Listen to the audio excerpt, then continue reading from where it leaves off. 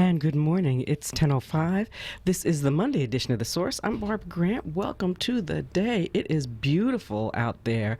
It's mid-70s, like San Francisco weather. You know, just like perfect sky, perfect temperature, no humidity, and so I'm grateful for it and grateful to be here, joining you today.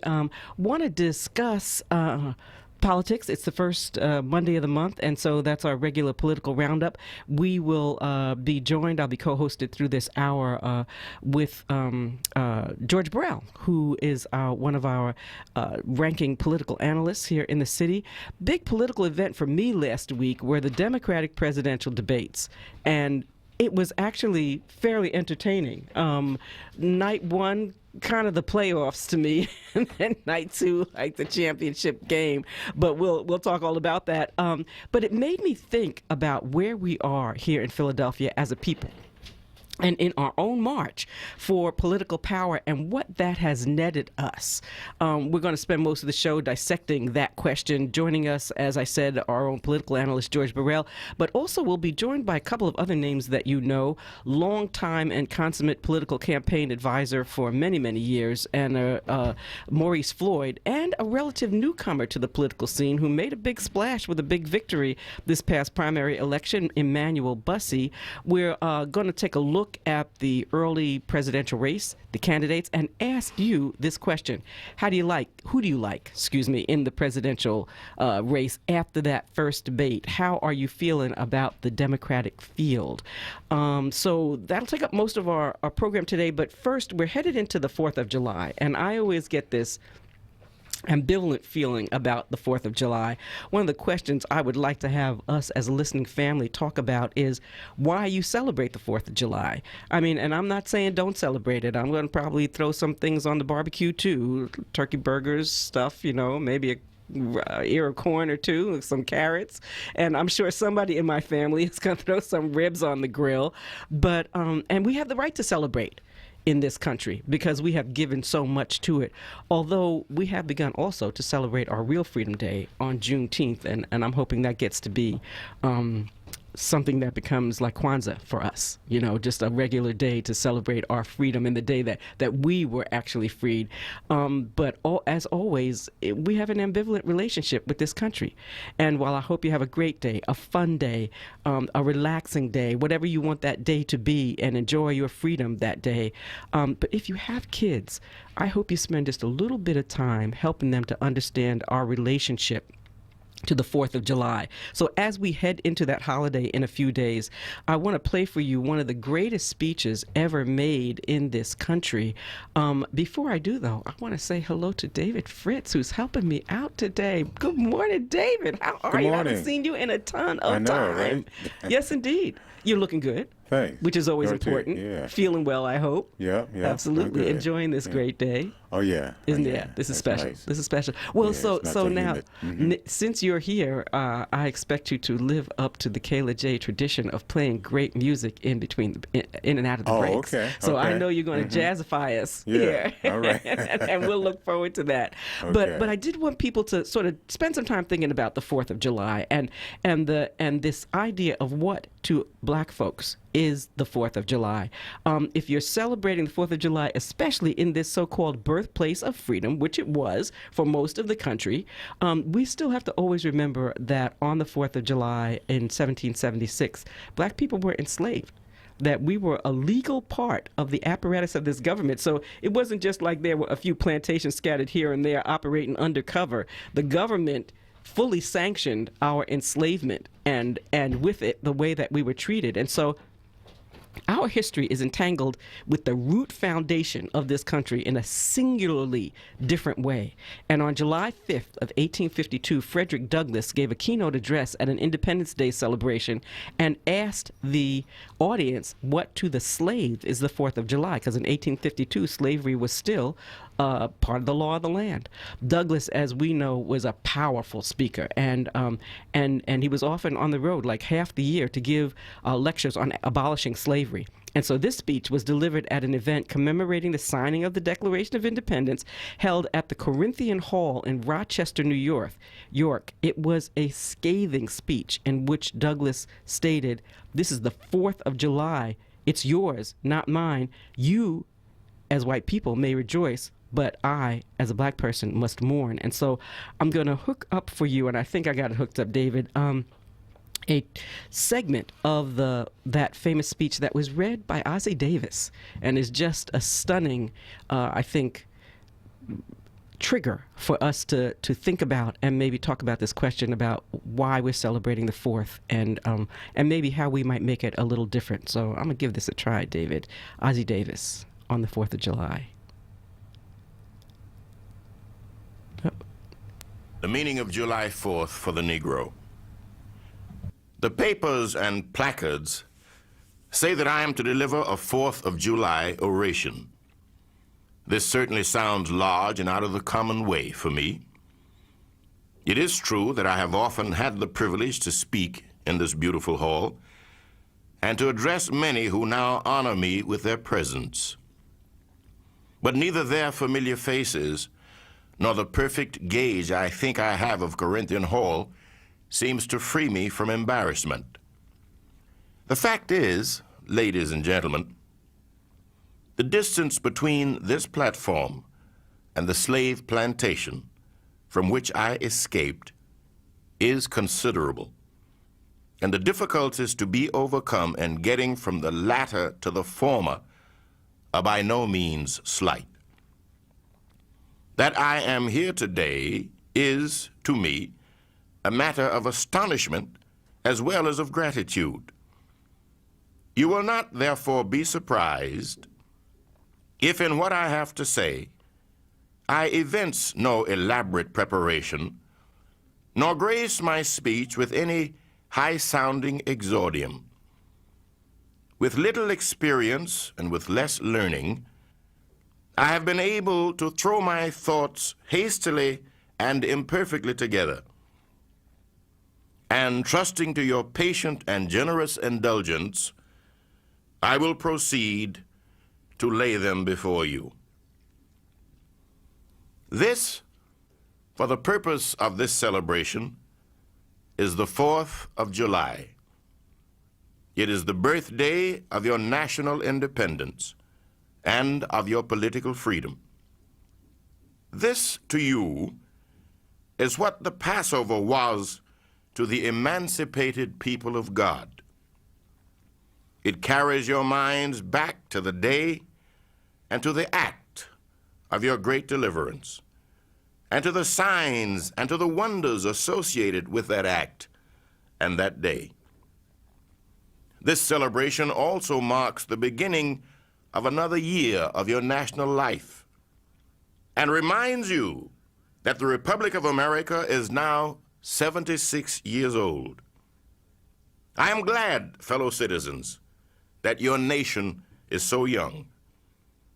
76 years, though a good old age for a man, is but a mere speck in the life of a nation. 70 years and 10 is the allotted time for individual men, but nations number their years by thousands. According to this fact, you are, even now, only in the beginning of your national career, still lingering in the period of childhood. I repeat, I am glad this is so. There is hope in the thought, and hope is much needed under the dark clouds which lower above the horizon. The eye of the reformer is met with angry flashes, portending disastrous times. But his heart may well beat lighter at the thought that America is young and that she is still in the impressible stage of her existence. May he not hope that high lessons of wisdom, of justice, and of truth will yet give direction to her destiny. Were the nation older, the patriot's heart might be sadder, and the reformer's brow heavier. Its future might be shrouded in gloom, and the hope of its prophets go out in sorrow. There is consolation in the thought that America is young. Great streams are not easily turned from channels worn deep in the course of ages. They may sometimes rise in quiet and stately majesty and inundate the land, refreshing and fertilizing the earth with their mysterious properties. They may also rise in wrath and fury and bear away on their angry waves the accumulated wealth of years of toil and hardship. They, however, gradually flow back to the same old channel and flow on as serenely as ever. But while the river may not be turned aside, it may dry up and leave nothing behind but the withered branch and the unsightly rock, to howl in the abyss-sweeping wind the sad tale of departed glory. As with rivers, so with nations. Fellow citizens, I am not wanting in respect for the fathers of this republic. The signers of the Declaration of Independence were brave men. They were great men, too, great enough to give frame to a great age. It does not often happen to a nation to raise at one time such a number of truly great men. The point from which I am compelled to view them is not certainly the most favorable. And yet, I cannot contemplate their great deeds with less than admiration. They were statesmen, patriots, and heroes, and for the good they did, and the principles they contended for, I will unite with you to honor their memory. They loved their country better than their own private interests. And though this is not the highest form of human excellence, all will concede that it is a rare virtue, and that when it is exhibited, it ought to command respect. He who will intelligently lay down his life for his country is a man whom it is not in human nature to despise. Your fathers staked their lives, their fortunes, and their sacred honor on the cause of their country. In their admiration of liberty, they lost sight of all other interest. They were peace men, but they preferred revolution to peaceful submission to bondage. They were quiet men, but they did not shrink from agitating against oppression. They showed forbearance, but they knew its limits. They believed in order, but not in the order of tyranny. With them, nothing was settled that was not right. With them, justice, liberty, and humanity were final, not slavery and oppression. You may well cherish the memory of such men. They were great in their day and generation. Their solid manhood stands out the more as we contrast it with these degenerate times. How circumspect, exact, and proportionate were all their movements. How unlike the politicians of an hour. Their statesmanship looked beyond the passing moment and stretched away in strength into the distant future. They seized upon eternal principles and set a glorious example in their defense. Mark them. Fully appreciating the hardships to be encountered, firmly believing in the right of their cause, honorably inviting the scrutiny of an onlooking world, reverently appealing to heaven to attest their sincerity, soundly comprehending the solemn responsibility they were about to assume, wisely measuring the terrible odds against them, your fathers, the fathers of this republic, did most deliberately, under the inspiration of a glorious patriotism and with a sublime faith in the great principles of justice and freedom, lay deep the cornerstone of the national superstructure, which has risen and still rises in grandeur around you. Of this fundamental work, this day is the anniversary. Our eyes are met with demonstrations of joyous enthusiasm. Banners and pennants wave exultingly on the breeze. The din of business, too, is hushed. Even Mammon seems to have quitted his grasp on this day. The ear-piercing fife and the stirring drum unite their accents with the ascending peal of 1,000 church bells. Prayers are made, hymns are sung, and sermons are preached in honor of this day. While the quick martial tramp of a great and multitudinous nation, echoed back by all the hills, valleys, and mountains of a vast continent, bespeak the occasion one of thrilling and universal interest, a nation's jubilee. Fellow citizens, pardon me. Allow me to ask, why am I called upon to speak here today? What have I, or those I represent, to do with your national independence? Are the great principles of political freedom and of national justice embodied in that Declaration of Independence extended to us? And am I, therefore, called upon to bring our humble offering to the national altar and to confess the benefits and express devout gratitude for the blessings resulting from your independence to us?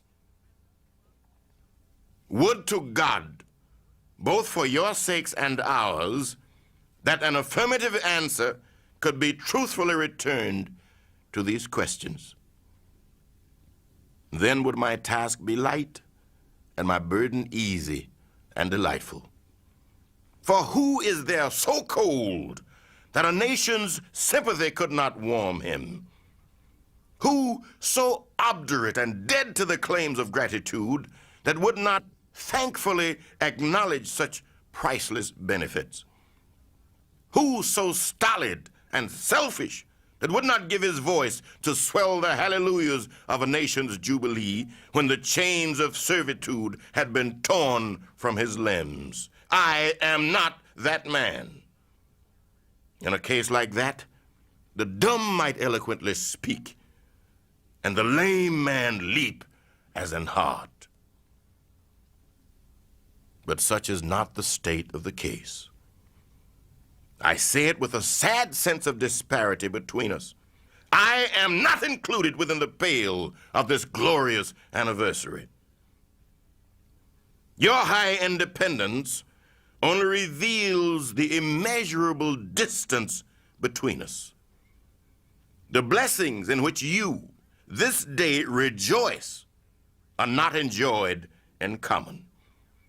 The rich inheritance of justice, liberty, prosperity, and independence bequeathed by your fathers is shared by you, not by me. The sunlight that brought light and healing to you has brought stripes and death to me. This 4th of July is yours, not mine. You may rejoice. I must mourn. And that was Ossie Davis with Frederick Douglass's iconic 4th of July speech, and it really encapsulates the kind of really complex and ambivalent relationship that African Americans have had in this country since its founding, and its roots, and the root of this country being born while one of the worst slave systems in the history of humanity was being conducted on these shores. It is first political. It was First Monday, which is our political show. As I said earlier, we're going to be joined by our own George Burrell. And George, I guess I just want to start out with, I don't want to be a Debbie Downer. We're going to all barbecue on Thursday. A lot of people taking off, using it as a vacation week, things like that. We have the right to celebrate independence and freedom in this country. But again, we have this complicated position in it still. This is the way this country was born. Well, and I think that's true, but I think that the story of Frederick Douglass is the one of evolution. If you follow his history from that speech, he is someone who we need again in this country on behalf of people of color, because he was the guy who transformed America in many respects by his voice and by his speaking. He didn't have a gang. He didn't have an organization. It was just But him, he was an orator. him traveling around the country speaking truth to power. And it was him who, for example, as great as Abraham Lincoln was, it was probably the voice of Frederick Douglass that took colonization out of the Abraham Lincoln approach to emancipation. I mean, he was a powerful... Because Lincoln wanted to originally send us back. He was originally a colonization guy, as were many of the folks who were for emancipation. But Douglass was a guy who confronted that, but who also found a way to retain his independence until later in his life, to retain his independence while being an insider to Lincoln, to Grant, and to be very helpful in electing then Republicans to the presidency and to positions of leadership. But his evolving voice really did change America over a 30, 40, 50 year period of time. And we had Martin Luther King who played that role. Interestingly enough, Vernon Jordan may be the last person who's really played that role. As a leader of the Urban League, he was a national spokesperson. He was all over the country picking up the mantle from Martin and others to speak to those issues. And we could use someone who becomes that national voice again. We got to take a quick break. We'll be right back. George and I are going to weave through this hour talking about the movement for Black independent political power and kind of where we are with that at this point in our history. We'll be right back. Get your money straight. Get my money right. With Solomon Jones and Akbar Hassan. Fridays on Wake Up with Word. 7 a.m. till 10 a.m. Hosted by Solomon Jones. Exclusively on Word Radio. 96.1 FM and 900 AM WURD. Streaming live on wordradio.com and on the Word Radio app. Open calendar. What's my schedule looking like? Next Thursday, you will be caught in an emergency flash flood between Park and First Street. What? No, that doesn't work. I'm busy then. Decline. Decline. Floods don't exactly work around your schedule. Disasters don't plan ahead. But you can. It starts with talking to your loved ones about making an emergency plan. So don't wait, communicate. Visit readypa.org. Brought to you by readypa.org, FEMA, and the Ad Council. WordRadio.com. Hey, what's up, everybody? I'm Jason Derulo. I love that music connects to people all over the country. But unfortunately, so does something else. Childhood hunger. 15 million kids struggle with hunger right here in America.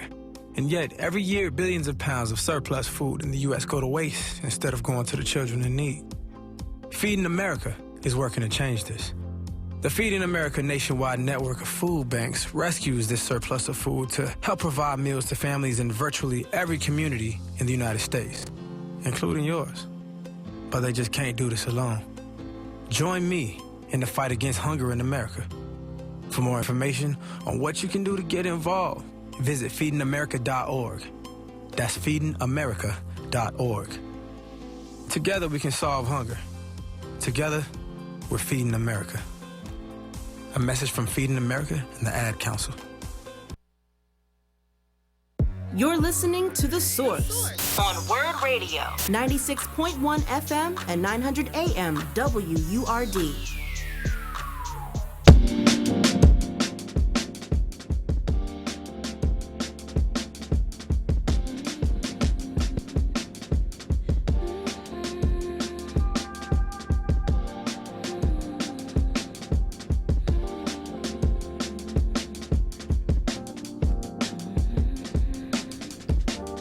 And I told you we get a little taste of jazz this next 3 hours, and I'm very grateful for it.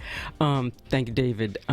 George and I talking just a little bit about Frederick Douglass's iconic 4th of July speech, but you make a really good point and a bridge, George, which is that we need a voice, a strong, clear voice like that right now. I don't think there's any question about that. I mean, that a centralized voice that people respect. Not everybody has to agree with him, but he's respected both in the African American community, the minority community, and in the majority community. And we have individuals who have that respect and who have those relationships, but are not necessarily the clarion voice of the community, and that is their charge in life. I speak for our community and how we take our community there. He was also a very strong advocate for self-help. He believed that we needed to do more for ourselves. We shouldn't just expect charity, but we had to do more for himself. But mostly, he was in the face of power, saying you have to be different, and that was through Reconstruction, post-Reconstruction. He was around for a while. And I think of him as one of the great, quote, race men of our history. There were these guys, these men who really just stood for that and made sure that conversation was on the table all the time. Well, he was without any competition the greatest African American in the 19th century by a mile.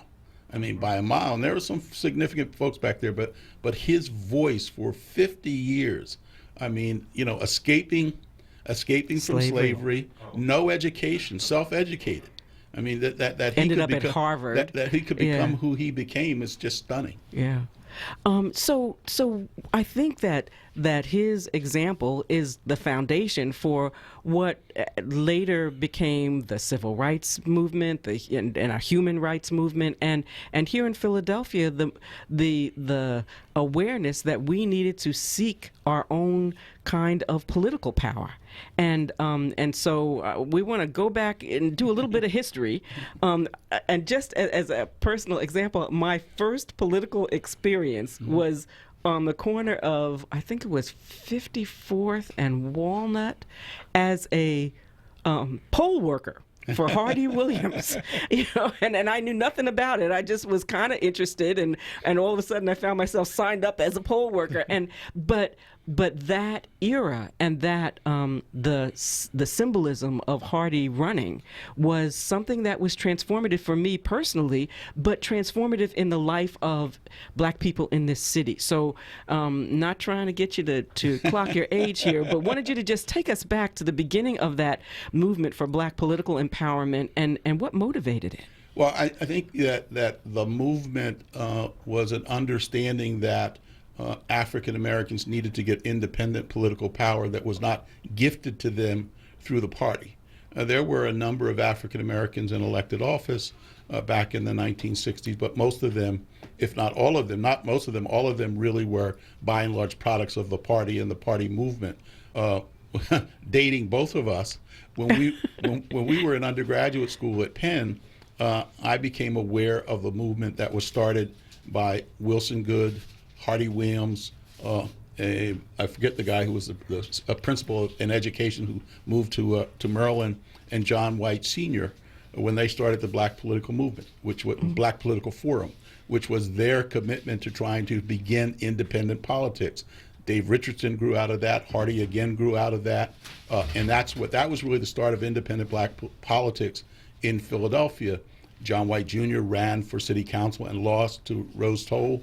And that really got expanded life with the advent of Bill Gray. And with the advent of Bill Gray in the mid-1970s, Bill figured out how to both be a voice for the community, how to consolidate a religious base and get the religious community actively engaged in the political process, helped to figure out how to put an independent political movement together with respect to field operations and how you get people elected into office. That's where the Jewel Williamses and the Kintus and the Sutans kind of began their march into electoral politics. And he was able to raise funds in the larger community, but he had an anchor in the African American community. The majority of Bill's money came from African Americans when he first started out in the political process. Some of them direct contributions, some of them fish fries, some of them small kinds of events that got the community activated. And in addition to his own agenda, he was helping to elect people. There has not been. Now I'm a Bill Gray fan. I was chairman of the trustee board of his church. He was my pastor and one of my closest friends. But there's probably from 1978 when Bill got elected, 79, somewhere 78, 79 got elected, to 1991, when he left, when you said Bill Gray, just names came at you. Gussie Clark, Marion Tasco, George Burrell, Allison Schwartz, Angel Ortiz, Mike Nutter.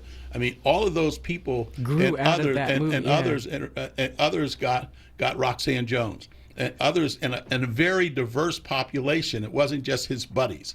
A very diverse population. Bill Gray helped to get into elective office and to establish a footprint for African Americans. Now, that to some extent was emulated a little bit, if it never to the extent that Bill was successful at it.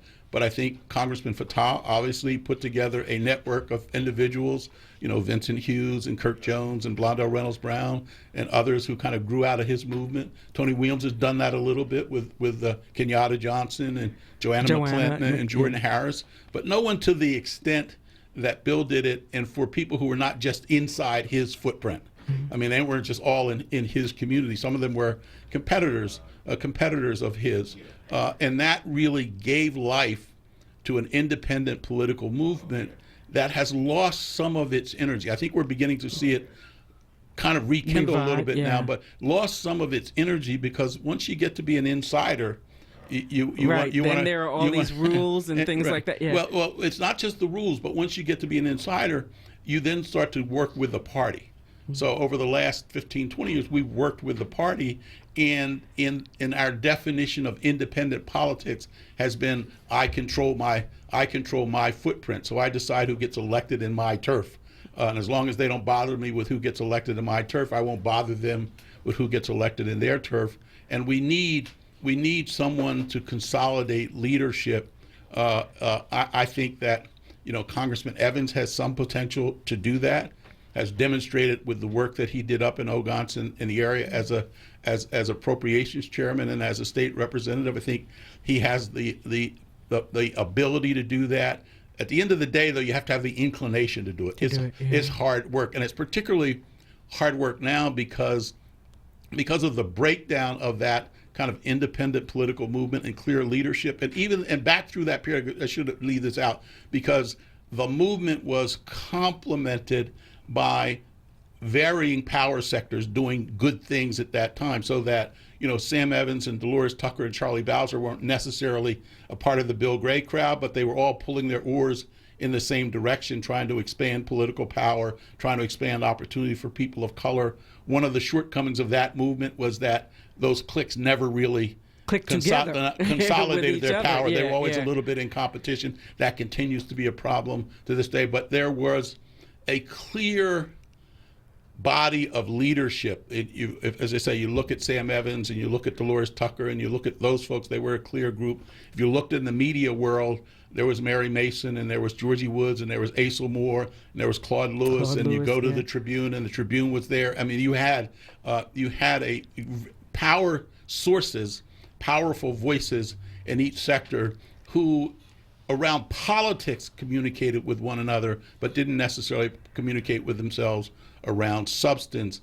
And now we're beginning to see young people who have gotten elected independently, and we're seeing people beat the party, as we just saw in this last election. The question is going to be, how do they consolidate that power around an agenda for change?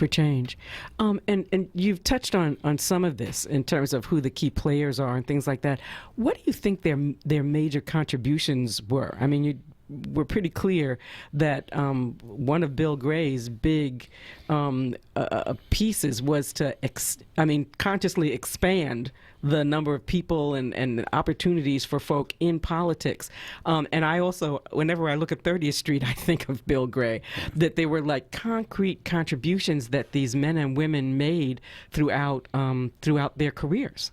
Right, and we're going to see Bill Gray's name go up there sometime in the not too distant future at 30th Street. But I think that the contributions that Bill Gray made, the contributions that Dwight Evans made when he was appropriations chair, you can go around the city and you can see the things that they put money into. Just bricks and mortar, the housing projects, the bricks and mortar. They did a phenomenal job at those things, which will be their legacies and part of their footprint. Again, though, those things are not necessarily connected in a way that they transform the environments around them. What happens is that we do this wonderful thing, and because no other change takes place around it, 20 years later, it looks like it looked before it was done. So if you take, we were both in the street administration. If we don't do something in and around Richard Allen homes or in and around Tasker homes 20 years from now, they're not to preserve. Two things are true. If the conditions just stayed as they were, they're going to look like they did 20 years ago. But if momentum goes the way it's going, they won't be there because they're going to be gentrified out of existence. Yeah. You know, because people with money will come in and buy up that place and be willing to tear those houses down to build condominiums and apartment buildings. And so that's why we've got to consolidate our power to establish opportunities for people. Otherwise, we wind up with our community being dispersed, and therefore we lose the political power that we have.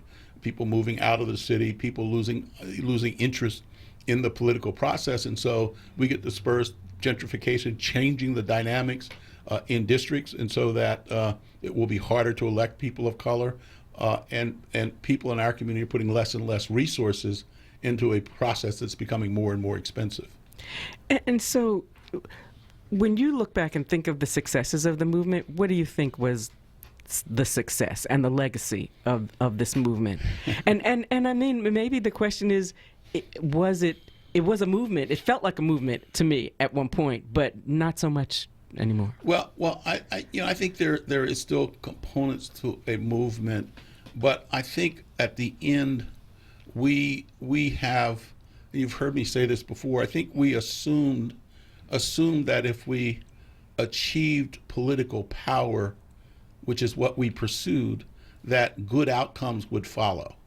And we have achieved political power, and some outcomes have followed, but they've been isolated. We build a project here, we support a school there, we support a contract for the business over here, but we don't have a coordinated plan so that we are effecting change. You've heard me say this before. If you look at what Martin and Malcolm and Thurgood did from 1950 to 1970, they did things that created change for everybody. It wasn't just change for Barbara, or it wasn't just change for George, because we can go around, and I think the individual legacies of the people that we've elected to public offices and the leaders we had are fine. I think that we could write books about them and tell wonderful stories about them. But if you consolidate us and say, what's the legacy of the generation of leaders that we've been a part of? What have we done together? If you looked at Martin and Malcolm and Thurgood and said, what did they do as a generation of leaders? You can see it. You know, we can sleep wherever we want, we can go wherever we want, we can travel wherever we want, we can get jobs. I mean, they created opportunities not that were specific to Barbara or George, but were open to people who were positioned to take advantage of it. We got to take a break. Talking to George Burrell about the history of the Philadelphia Black independent political movement. We will be back. Listen to WURD Radio on the go with the WURD Radio app. Search for WURD in your favorite app store today and take us with you wherever you go. Stay connected to WURD Radio, independent Black media. Tom has been a teacher for over 40 years. One day, I think one of the students had asked the question and he didn't remember the answer. And I also noticed that he was letting his class out earlier than they were supposed to let out. I was really starting to worry. Levi and I talked about how it would change our lives, but he was there beside me. When something feels different, it could be Alzheimer's. Now is the time to talk. Visit alz.org/ourstories to learn more. A message from the Alzheimer's Association and the Ad Council. Be heard. Want another way to join the conversation? Follow us on social media Using the hashtag onWURD. Be heard. Stay connected to WURD Radio. Independent Black media. You're listening to The Source On WURD Radio. 96.1 FM and 900 AM WURD.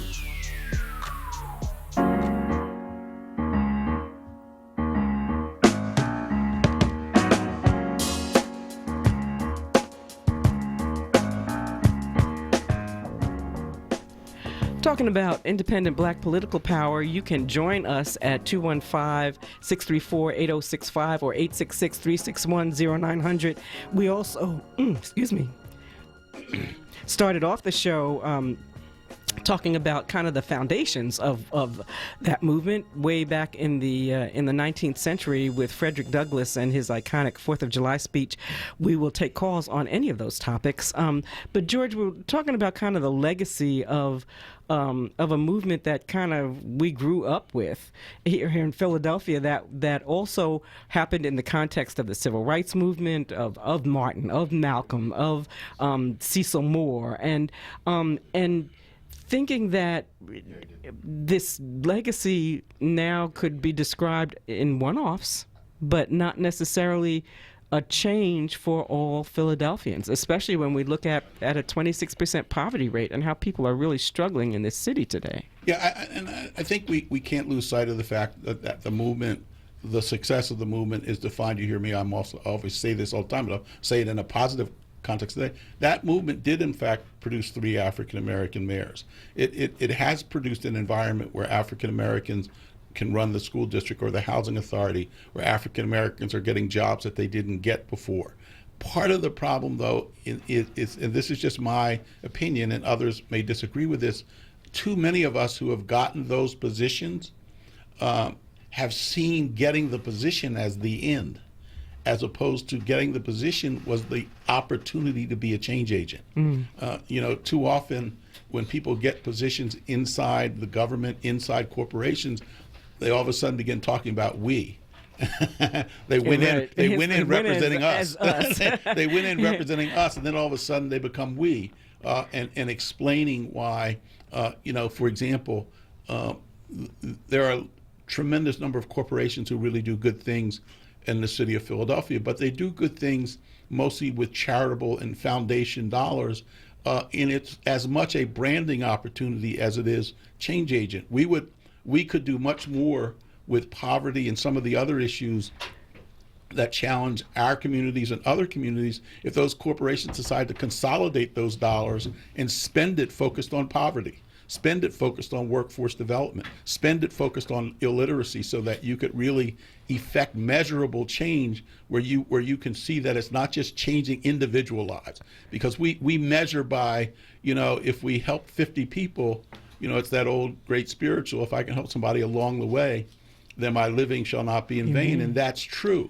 But we can't get to transformative change one person at a time. We've got to create a trough where lots of people can drink. Well, and so, I'm using examples from our own history here, but for me, NTI was that kind of an effort, where you really transform the face of the city in African American and low income neighborhoods in fairly major ways, from picking up trash to taking away abandoned cars to rebuilding whole neighborhoods. And some people will argue here and there that that some of that sowed the seeds for gentrification, but it was a mass movement. It was intended to make a big impact. Yeah, and that's right. But it is, and I talk about this periodically. I was in the Green administration in 1980 when manufacturing was leaving town and we didn't know what the city was going to look like as we move forward. And the Green administration decided we were going to make Philadelphia a destination city. And you may remember the people protested his Martin Luther King breakfast and forced him a little bit to make some commitments to issues on the diversity side and investments in that. But if you look at the city from when Bill Green made that commitment to making this a destination city, everybody who has been mayor since then has built on that agenda, and we are where we are today. On the issues that impact our community, every administration stops and starts. And so I think there is a fair argument that what we did in the street administration made gentrification easier to happen. But part of that is also, I think the Nutter administration has to take some criticism because they stopped the NTI program and didn't replace it with something that was building upon that momentum. The Kenney administration has come in and essentially stopped what the Nutter administration was working on, but they all have worked on Philadelphia as a destination city. They all have worked on getting conventions and businesses to come here and a growing businesses. But it's still, we are left with the challenge even on the business side of that community, once you get past Comcast and Brandywine and a couple of others, we don't have large corporate headquarters here. Right. And what people forget is a lot of the rebirth of the city was achieved by replacing old warehouses and old commercial properties with condominiums and apartments, and that can't sustain itself over time. At some point in time, you've got to have things that are generating jobs. And so we're starting to get some calls. I don't want to leave our listeners out of this conversation. Let's go to Abdul Jabbar from West Philly. Abdul, welcome. Don't shoot a hook shot on me. No, we lost him? Okay. We're getting it together, Abdul. Here you are. Now we can hear you. How y'all doing today? We're good. We're good. Does he remember me from the last time? How y'all doing? I love this conversation. Well, thank you. Yeah, no, he was teasing you about your name Jabbar and saying don't shoot up a hook shot on him. Oh, okay. So what's interesting is that as poignant and as precise as Frederick Douglass to what is 4th of July to the slave or to the African, I don't want to mess up the title of it. It still resonates to this day. It's still relevant to this day.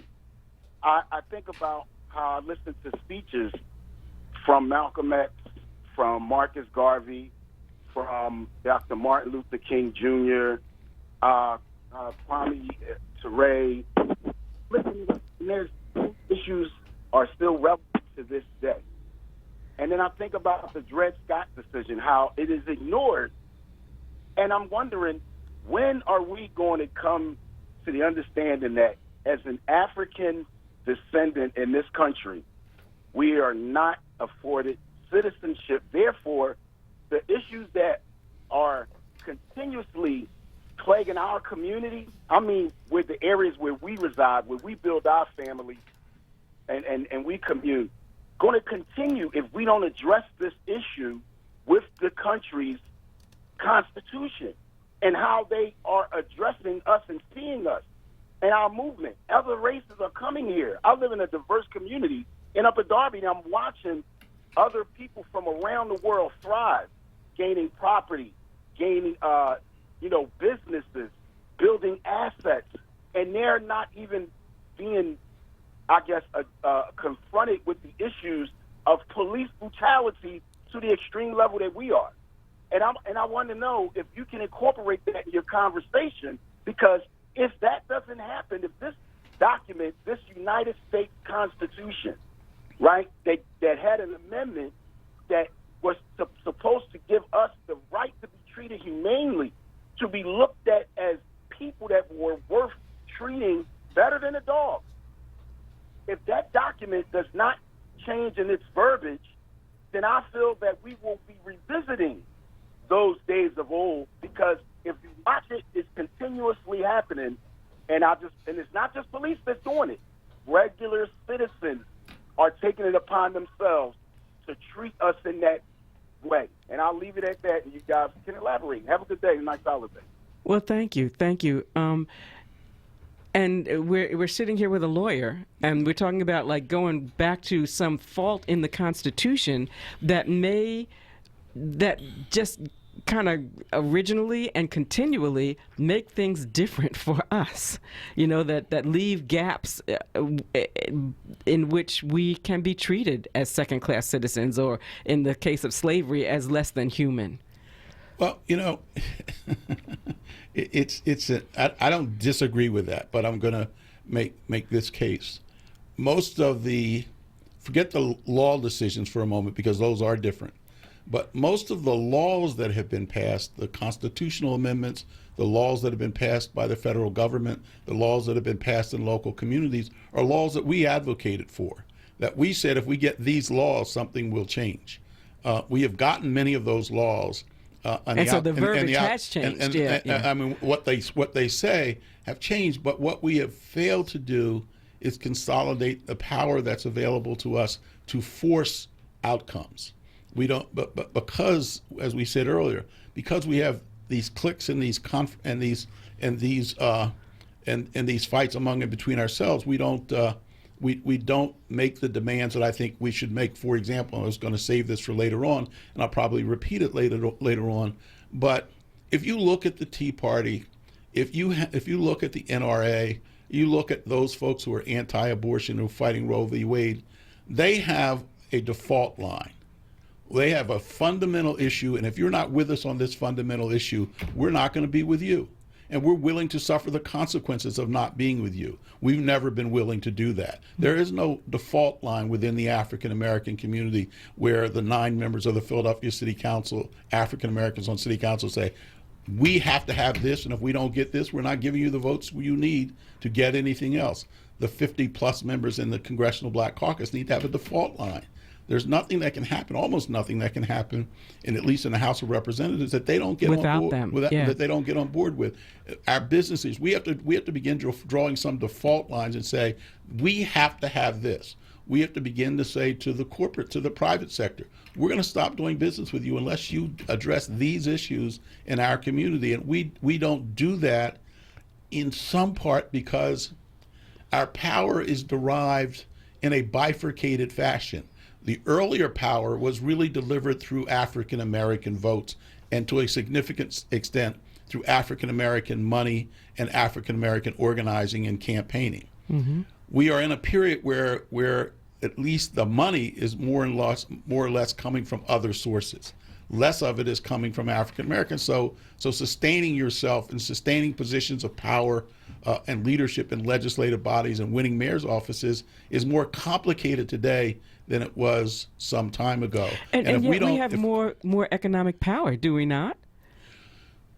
Well, we have more isolated economic success. I won't say we have. We're not exercising economic power, and the larger community will say a large amount of the economic power that we're talking about is derived through diversity programs, either with governments, federal, state, or local, and with corporations who are through diversity programs contracting with minority businesses. So that they would say the source of that wealth is the government. Is both the government and the private sector.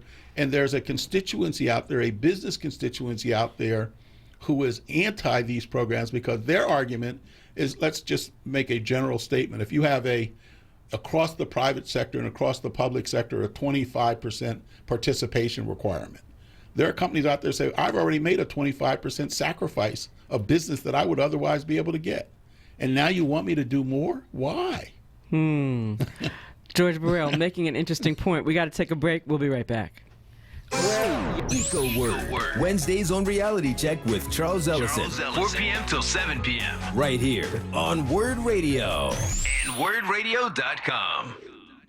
Family Therapy Vignette Moments with Dr. Lucille Ijoy. What about those graduations?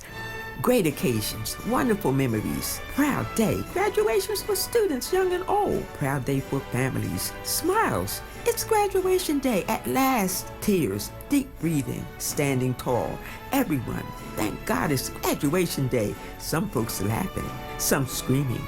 Honors, summa cum laude, tassels, diplomas, speeches, caps in the air, hands clapping. One more journey, more on the way. Put one foot in front of the other, swagging in. They're taking pictures. It's graduation day, people.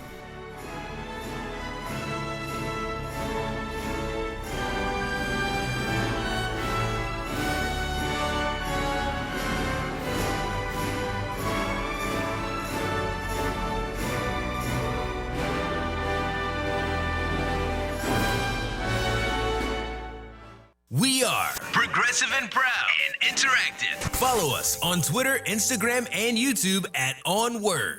This is Word Radio, 96.1 FM and 900 AM WURD Philadelphia. Streaming live at WordRadio.com.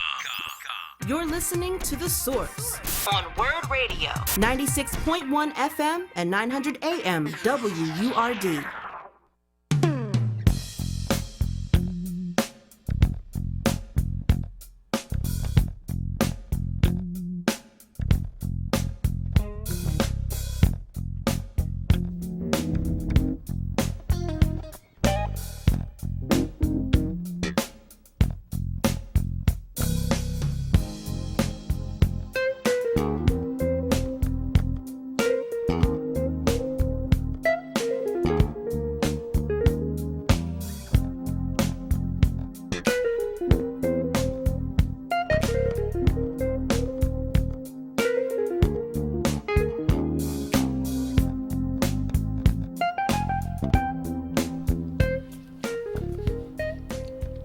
So, given that money is part of the magic elixir in politics, I asked you a question that I asked during the break. Were we better off frying chickens, raising money for our own candidates than we are right now in terms of the connection between leadership and the people? I think in the early days, in the Bill Gray days, in the early days of the politics, we certainly saw a greater percentage of our money coming from the community. Now, campaigns were less expensive than they are today. You could do more with motorcades and street campaigning and all that kind of stuff. But I do think that there are more resources available in our community than are actually made available. But part of that is because back in the good old days, you could write a $10,000 check. And you didn't have to go. And it was substantial. And it was substantial. It would be substantial today, but you can't do it now.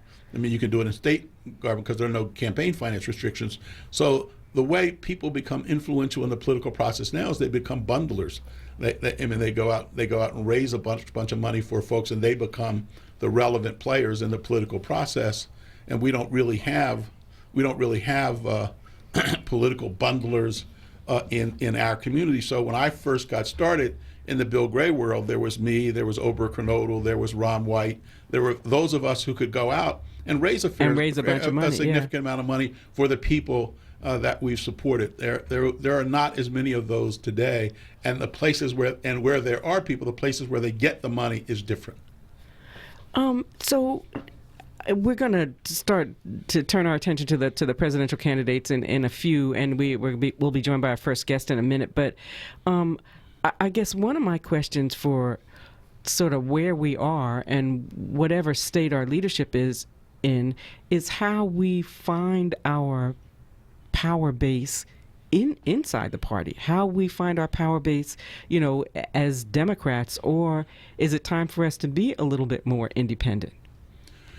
Well, I think there certainly is a need for independence, but I think there is more a need for organization. There is not, in Harrisburg there's a legislative black caucus. In Washington there's a congressional black caucus. In Philadelphia there's no caucus in the Philadelphia City Council. There is no organization of African American black elected officials. Hasn't existed maybe for almost 20 years. You would think that if people at least got together on some periodic basis, talking to one another. I also think that there is a need for that conversation to be broadened, to have elected officials talking to private sector leaders. I just think that when you look in the larger community, power is really exercised by elected officials in response to private sector initiatives. So the Tea Party kind of drives that small government, reduced taxes, states' rights kind of arguments. The evangelicals are in Roe versus Wade. The NRA is on guns. I mean, we don't have anybody today because too many of our organizations, our leadership organizations, have become more service organizations than they are advocacy organizations. So you don't see people out there aggressively in faces saying you got to do this or you got to do that. And so I think what's important is what happens. What life does, this isn't just for African Americans, but what life does the Me Too movement get? What sustained life do Black Lives Matter get? What sustained life do the movements that are starting among the younger elected officials? You've heard me say this before, but most of the next generation of African American elected officials in Philadelphia is largely in place. So they have to figure out how they've got like a 20-year view. How are they going to communicate with one another? How are they going to become change agents? I was talking to a friend of mine recently who was begun to think about the next gubernatorial race, and they know who they're going to support, and that person is a good friend of theirs. And I said, I have no objection to you supporting a person who is your good friend, who you know you're going to have access to and who you can work with. But what do they stand for? Do you know what they stand for? Do you know what they're going to do for our community, for the African American community? And I think we have lost sight of the fact that we even in the African American community talk in terms of diversity and inclusion. Well, you can achieve diversity and inclusion in today's world and discriminate against African Americans.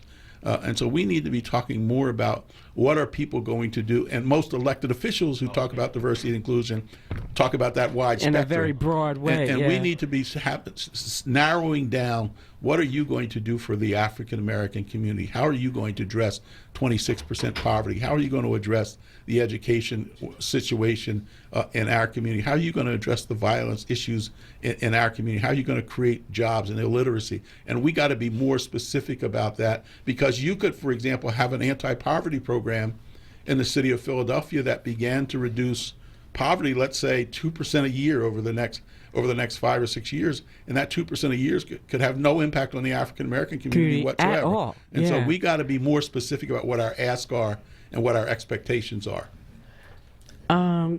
Got a couple more calls. Want to be diligent about this. We got Maurice in Southwest Philadelphia. Maurice? Yes, how you doing? Welcome. Mr. Burrell, how are you? I'm good. How you doing today? You know I watch your Inside Story. Thank you very much. Very kind of you. Listen, one thing I like to say, URD needs some representation on that show, number one. Okay? Number two... I didn't hear what you said the first... Oh, you mean somebody from WURD on Inside Edition? Yeah, because you know down the road we got another station that has two hosts that be on that show on a regular basis. Okay, we're listening. But because a lot of people don't even know that URD even exists, and we need to expand the market. But what you're saying about black leadership is so true. I mean, at one time I got excited about Black Lives Matter, because Black Lives Matter is bigger than just police violence. It's a community movement. It could have been. It could have been about the election. It could have been a whole lot of things, but they got stuck on one thing, could never get off of it. And that's why it's not really a factor here in Philadelphia, because they just stuck to police violence instead of raising awareness and voting and the way we live and jobs. They didn't even get to that. All they cared about was marching in the streets about police brutality. And I thought they could have been bigger. But as far as leaders, I can't even name a leader here in Philadelphia that I would say, hey, look, this is the guy I'm going to follow, because I don't see nobody really stepping out, And I was wondering, do you see new future leaders that you think could maybe be on the uprise? Because I value your opinion. Well, I think that there is great potential among some of the young elected officials. They got to get their feet squarely under them and kind of begin to see the future. But I think if you look at the Jordan Harrises and the Joanna McClintons and the Morgan Cephas's and the Donna Bullocks, and I could go on and name some others, I think they are people with great potential. I think that there are people like Michael Pearson, who's emerging in the business community, Suleiman Rahman, who's emerging in the business community. If you watch Inside Story, I think David Dix is a young and upcoming person. So I think there are some young people with potential, and I say to them all the time, I remind them all the time, Martin Luther King was only 24 years, Martin Luther King Jr. was only 24 years old when he started the Montgomery boycott. And so they don't have to wait their turn. Everybody kind of gets nervous because they think people who are my age or have been around a long, are blocking their passage. They don't have to wait their turn. Their turn. They got elected, so they can take advantage of the constituencies who put them in office. I think they're working together better than some of the prior generations have, but they still have to find a new way. They need to decide that we are going to be not just people who pursue power within the structure, but we are going to be change agents, and I don't mean to discriminate. I talked mostly about state folks. I think if you look at the Sherrell Parkers and the Derek Greens and the Kathleen Gilmores and the Isaiah Thomases who just got elected to city council, that there are local folks who have the potential to do that, Cindy Bass, but I think they all have to figure out, how do we talk to and communicate with one another? And I've been in the political business a long time, and friend and foe are always going to upset you at one point in time or another. What happens when we get upset by somebody's behavior is we vow never to talk to them again. All of a sudden, it's like the Hatfields and McCoys. I always use this example. I mean, when John Doherty was treasurer of the Democratic City Committee, he had a difference with Chairman Brady, and Chairman Brady manipulated the process and got Mr. Doherty out as treasurer of the party. if that had happened in our community, they would never have spoken again, perhaps in life, unless necessary. But because they have a self-interest, John Doherty and then Congressman Brady found a way to work together. They don't have to love each other. Maybe they do or they don't. I don't know. But they don't have to love each other to work together on things that they have a common interest in and can move the ball and the agenda in the direction that they want to move it. And we need to have that ability to get past our personal differences to consolidate our power to move the agenda. And you know what? Thank you for your call. Appreciate it. That raises a real question that is circulating in the community, in circles where people are concerned about leadership and power. And that is a fear that some of these petty squabbles have been elevated to a level where they are more important than serving people.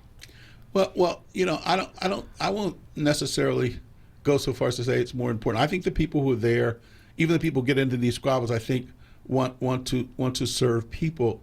What it does though preclude is the ability to develop a change agent agenda, because what people are concerned about is that in an environment where people are dropping out of the political process, all I have to do is keep my friends happy to get reelected. And so one of the things that could drive, I said this I think last month, and somebody pushed back on it when I said it. Probably the largest constituency that can have the biggest impact on Philadelphia politics, on Pennsylvania politics, is if poor people consolidated themselves into a political movement. If the poor community in this 26% of the people who are poor in town decide they were going to be a political force, they're going to register. You're talking about almost 400,000 people. They're going to register and vote, and they're going to vote in a consolidated fashion. They could change behavior real quick. Then people would listen. People would listen.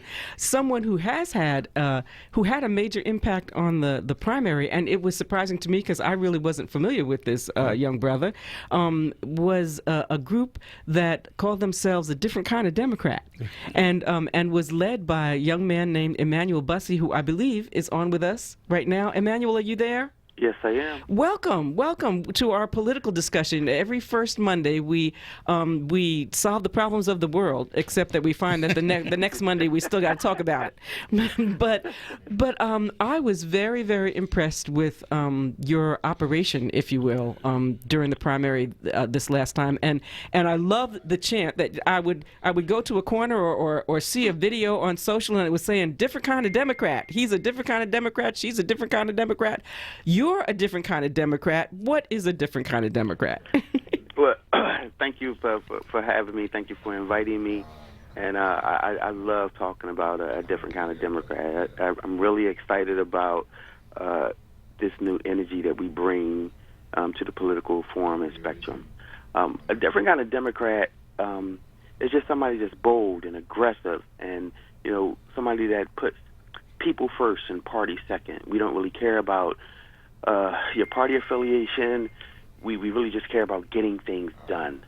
So we call ourselves a different kind of Democrat because we didn't feel as though, in 2015, we didn't feel as though Philly was ready for a third party. We wasn't ready, Philly wasn't ready for a green party or a blue party or an orange party. It just wasn't ready. People wouldn't have been, it was a calculation that people wouldn't have been receptive to a different kind of anything other than a Democrat. The Democrats had an 8-to-1 registration advantage.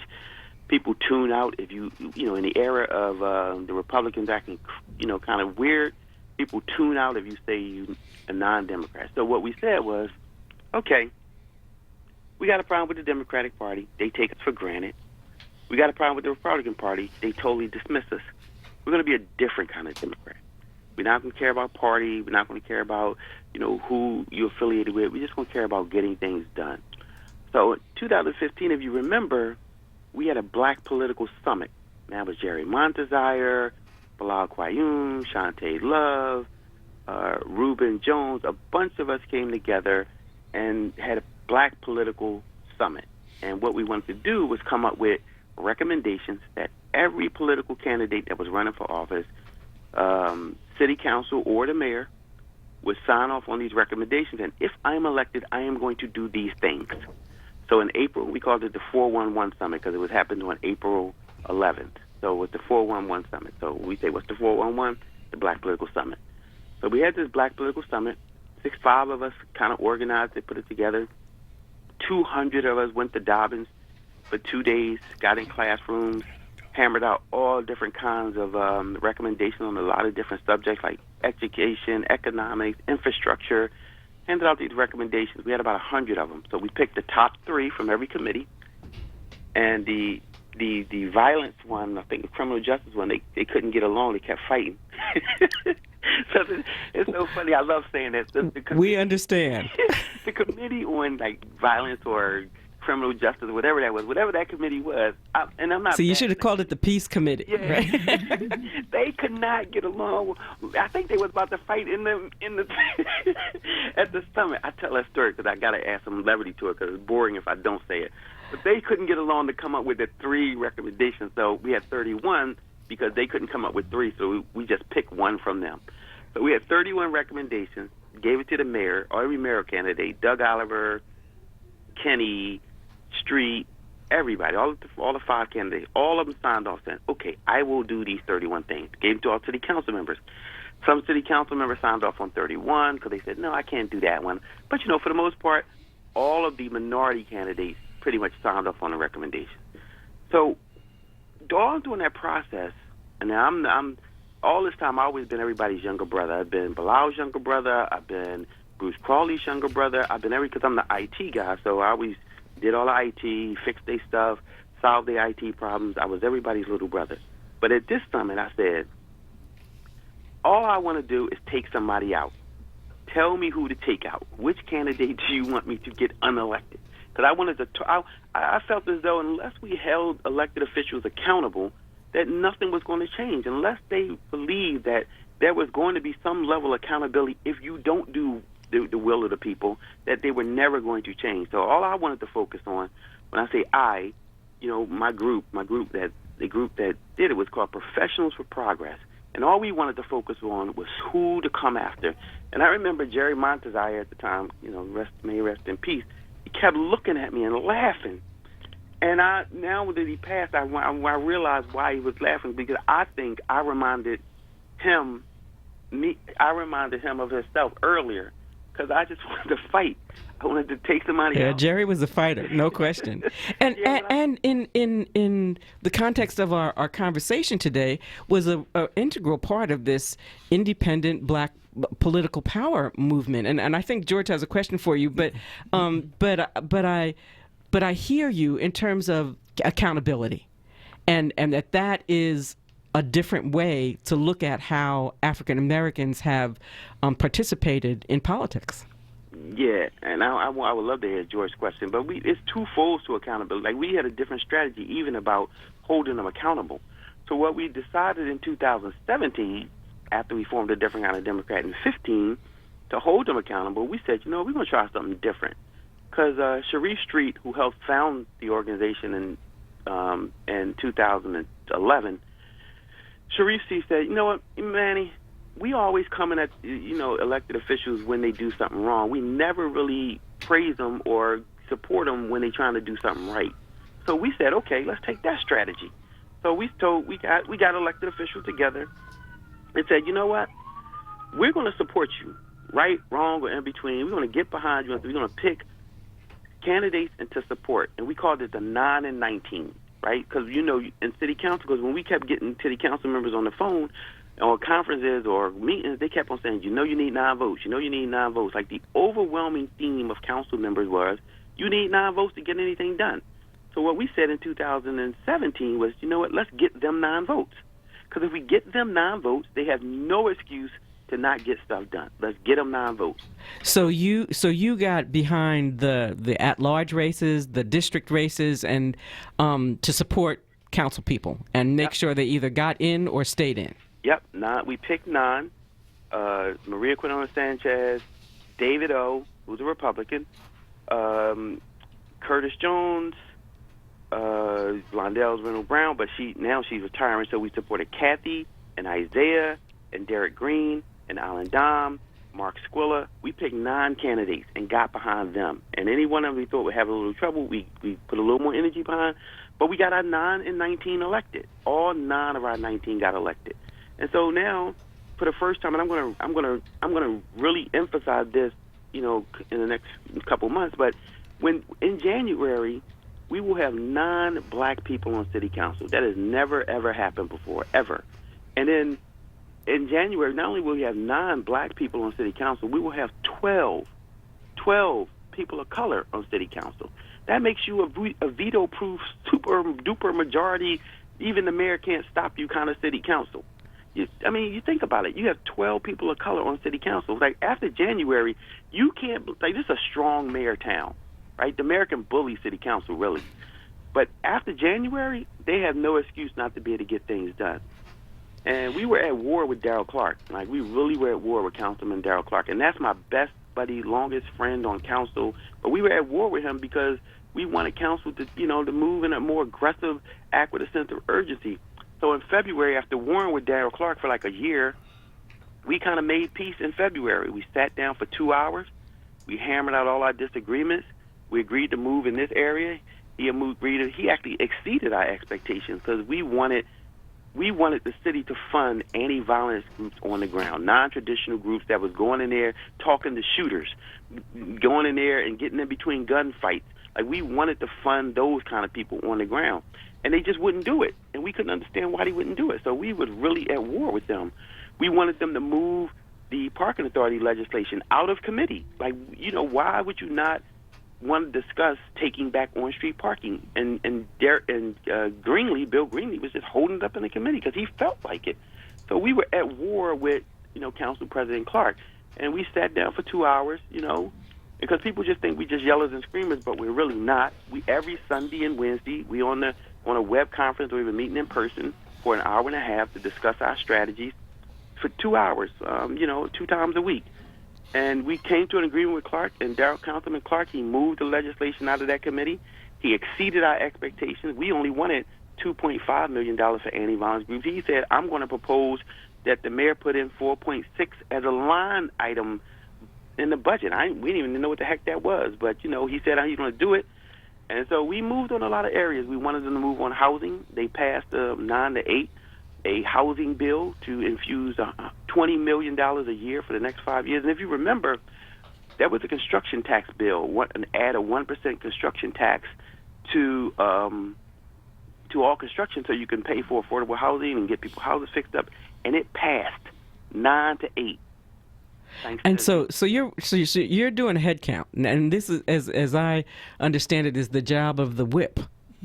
To make sure that you get those 9 votes or whatever it is. Yeah. We're talking to Emmanuel Bussey from different kind of Democrat. We got to take a break. Going to talk some more about what do we now do with this kind of political power. We'll be back. When you went car shopping, you meant business. You aced vehicle history searches and test drives. You out-salesmaned the salesman. Now you've got your wheels. If you manage that, you can get your retirement plan on track. Visiting aceyourretirement.org can help. With 401k tips and smart saving strategies, you'll have the info you need to get more for your future. Go to aceyourretirement.org, because when it comes to speeding past financial challenges, you're an ace. Brought to you by AARP and the Ad Council. Why is Connor having trouble focusing in school? Having trouble finding Connor's middle school? Would you like directions? No, why is Connor having trouble focusing in school? Finding lowest airfare to Istanbul. No, I'm tired of fighting with him over homework. Home walk restaurant. Need a review? No, I need help. He's very smart, but his mind wanders. He's disorganized. I think I understand. Oh, good. Finding best potatoes for French fries. No! Russet. Fingerling. Yukon Gold. Why don't you understand me? Sorry, I was trying to show how Connor feels every day. Frustrating, isn't it? Redirecting to understood.org. For the 1 in 5 kids with learning and attention issues, this is what life can feel like. Explore understood.org, a free online resource about learning and attention issues, designed to help your child thrive in school and in life. Understood.org, because understanding is everything. Brought to you by understood.org and the Ad Council. Hi, this is Terry Crews. Actor, former football player, game show host, father of 5, and all-around big dude. I'm also an expert on drama. I know all kinds of drama. There's the good kind that comes with having a house full of kids. There's the bad kind, like season-ending injuries. There's the necessary kind, like having an agent in Hollywood. And there's silly drama, like the drama around my percolating pectorals. And then there's the drama you can skip. Skip the drama that comes with not having your high school diploma or equivalency. Find free adult education classes near you and finish your high school diploma. Visit finishyourdiploma.org. Or text diploma to 97779. Message and data rates may apply. Reply STOP to opt out. That's diploma to 97779. And leave the drama to actors like me. Brought to you by the Dollar General Literacy Foundation and the Ad Council. This is Word Radio, independent black media. You're listening to The Source On Word Radio. 96.1 FM and 900 AM WURD.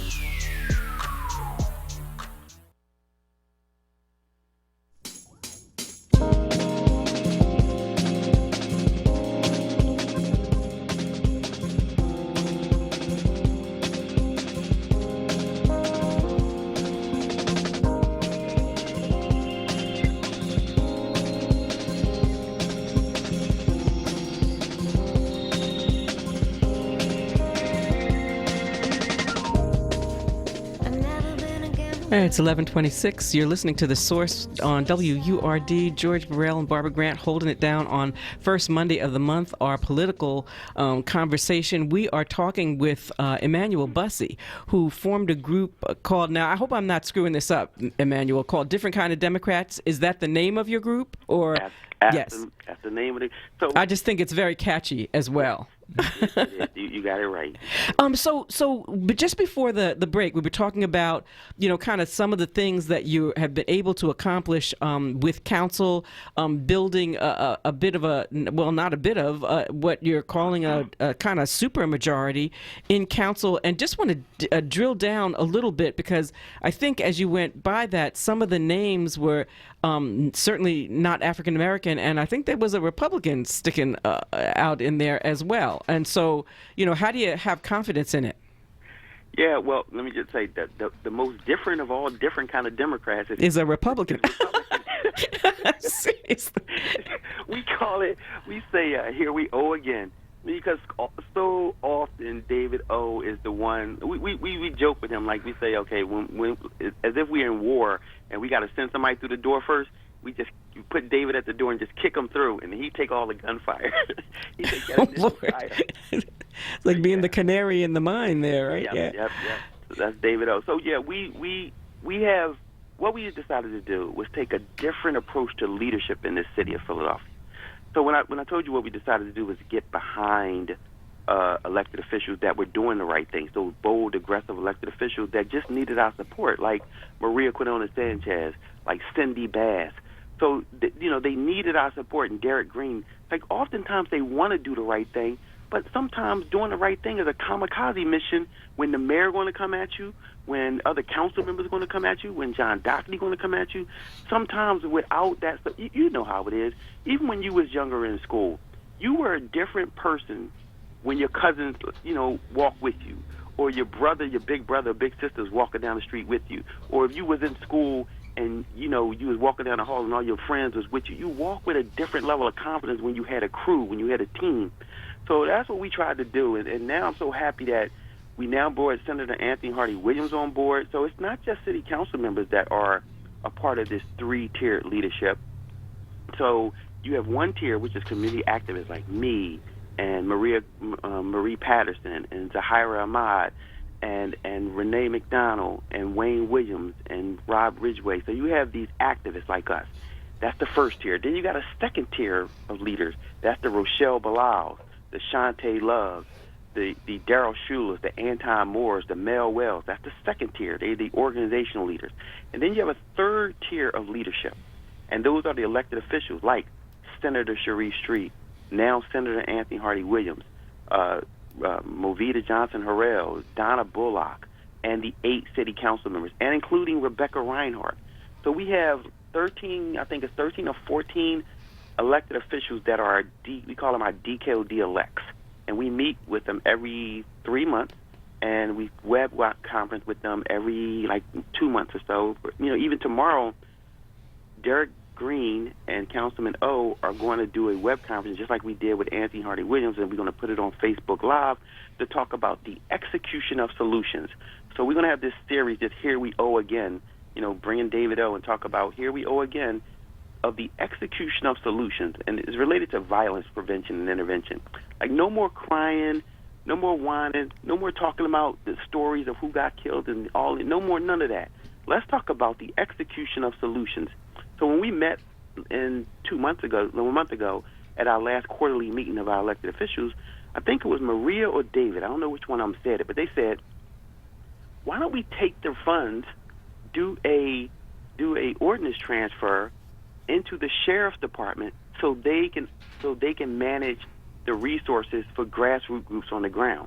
So we kept on saying, for anti-violence. Anti-violence. Because we kept on saying we need funding for these groups going in and doing this work, but they pretty much violence down. The mayor, that's what I love about this group and this effort.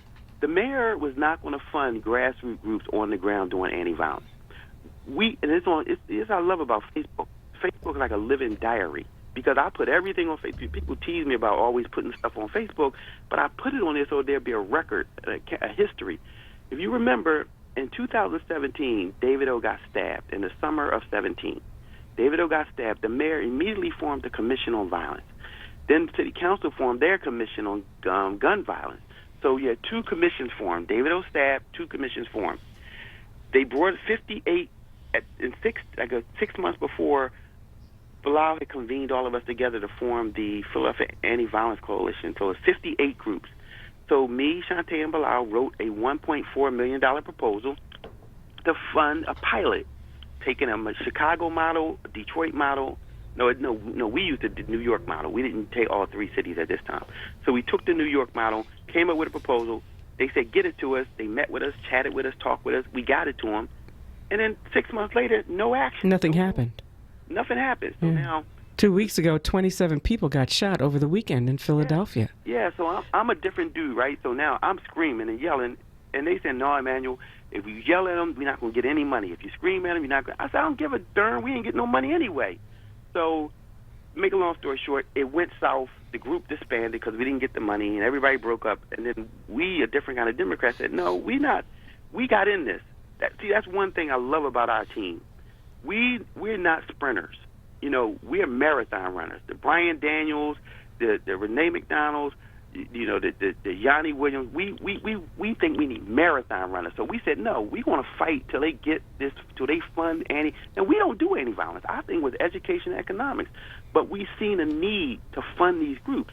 So we kept fighting, kept battling, and we got our 9 and 19 in December of 2018 to say, well, 8 of them to say, we didn't have 9, we only got 8, to say they're going to make funding anti-violence groups on the ground to act with a sense of urgency in the next budget cycle.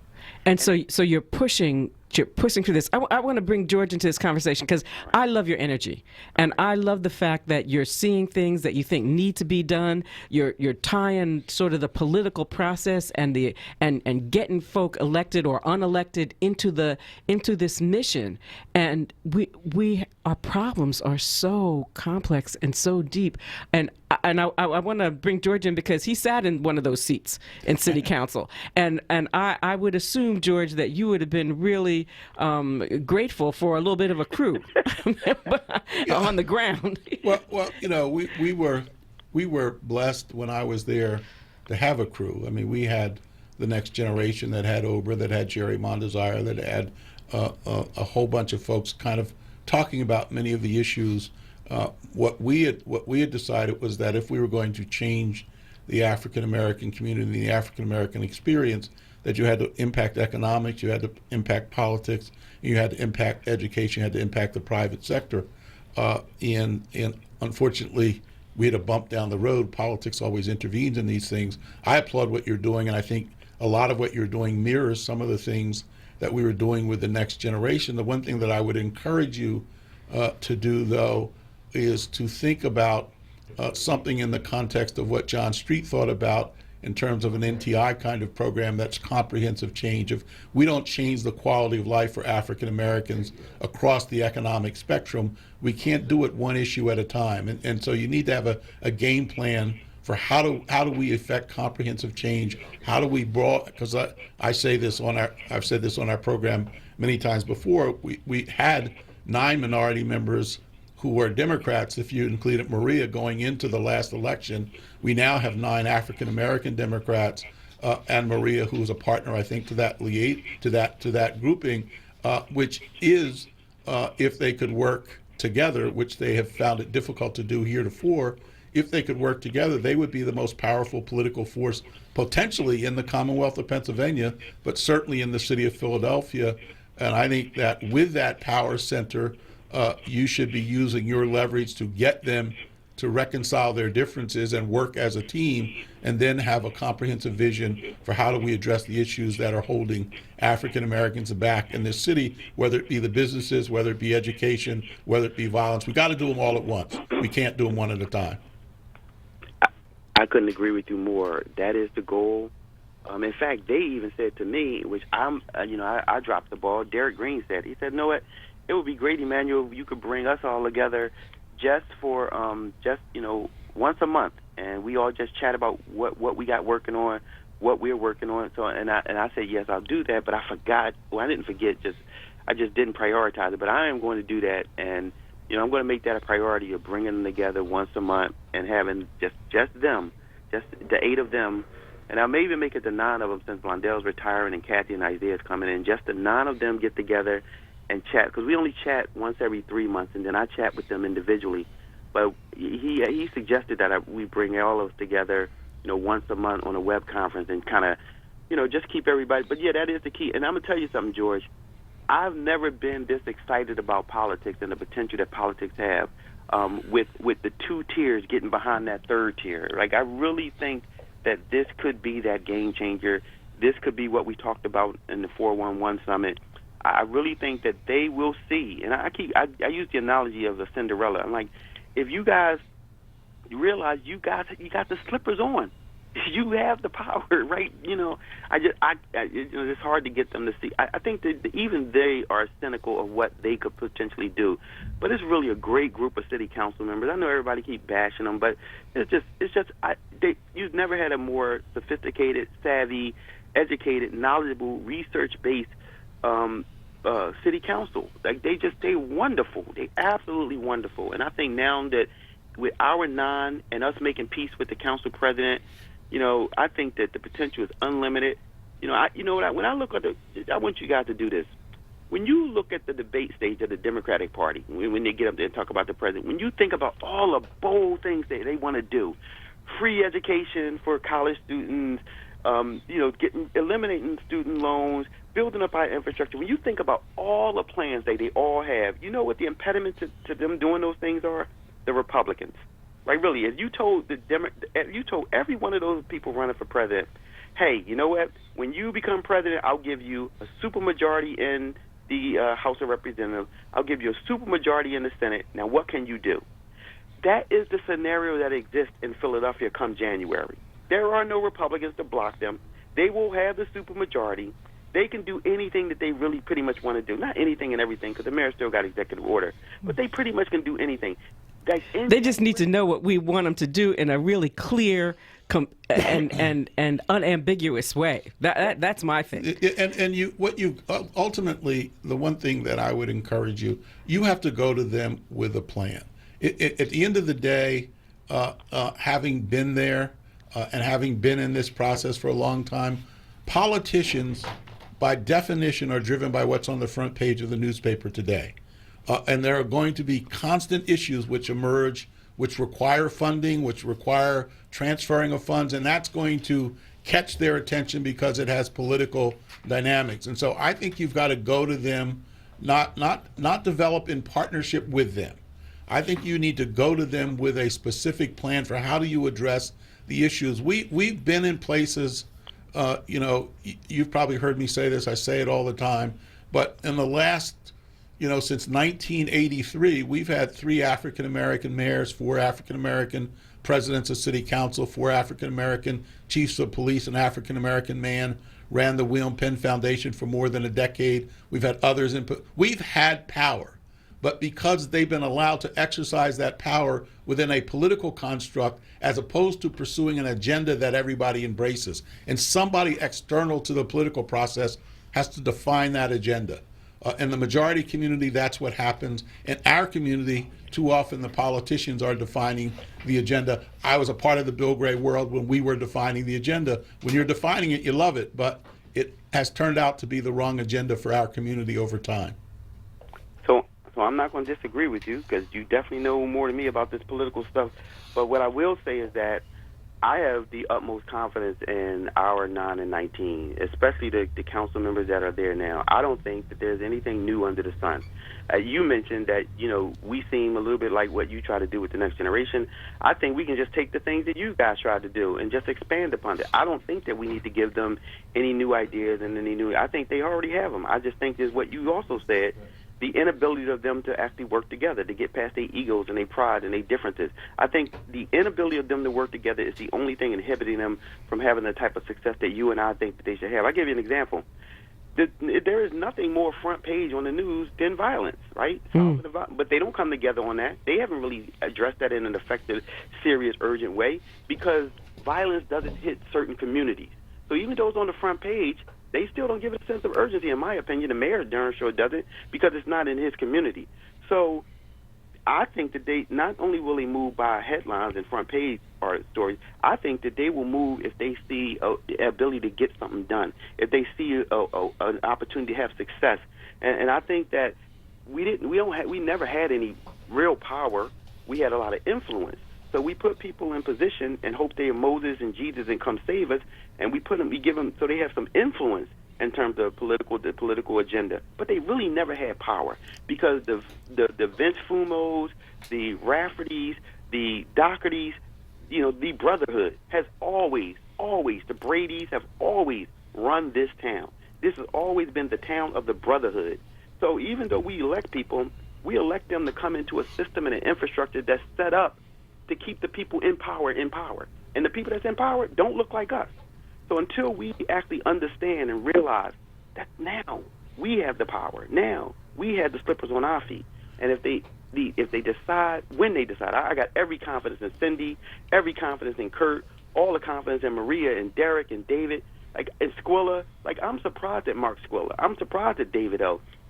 I'm surprised at Alan Dom, that they want to actually move an agenda that helps everybody. And the fact that we have those people joining, the Derek Greens, is just, to me, is absolutely tremendous. And then now we're going to bring Sharif Street and Anthony Williams and Vincent Hughes on board to now support them as well, because the 2-year agenda is to bring the state legislators in to help support the city elected officials. Until we flip the Senate or flip the House, Movita, Donna, everybody's coming on board to now support City Council. The big push is support City Council. We have an agenda. You laid it out already, George. Your generation already gave us the agenda. We sat in the Black Political Summit and came up with an agenda. Now we need to execute, the execution of solutions. We got to take the one thing. Okay. I will go back to this. I applaud your enthusiasm and I applaud your optimism, and I would hope that you were right. The one place where I disagree with you is that we have had real power. We have had real power, and we have failed to exercise it because we haven't been able to consolidate around an agenda. And unless we consolidate around an agenda, you are going to have to figure out, to achieve that agenda, you got to figure out how to take money away from somebody.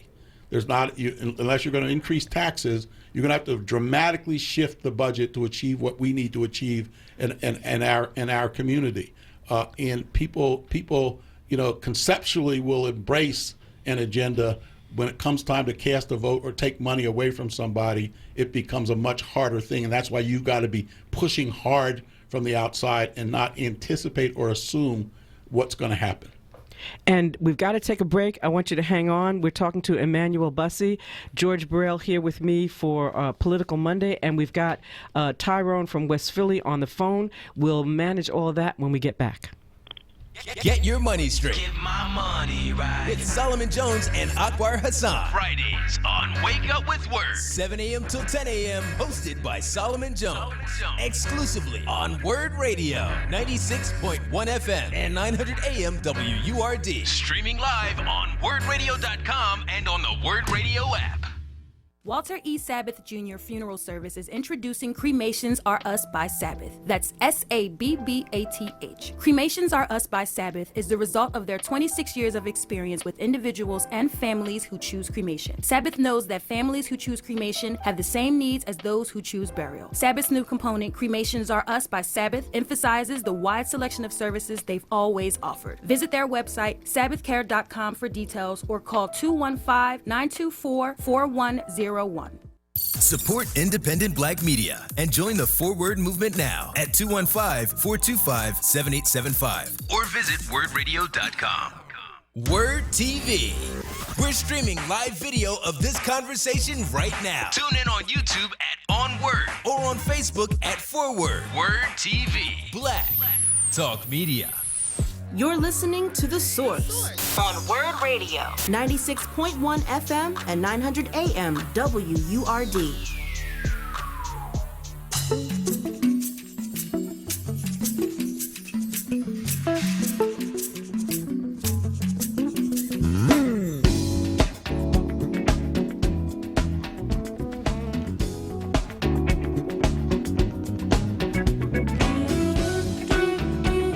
This is nice. Yeah. Who is this?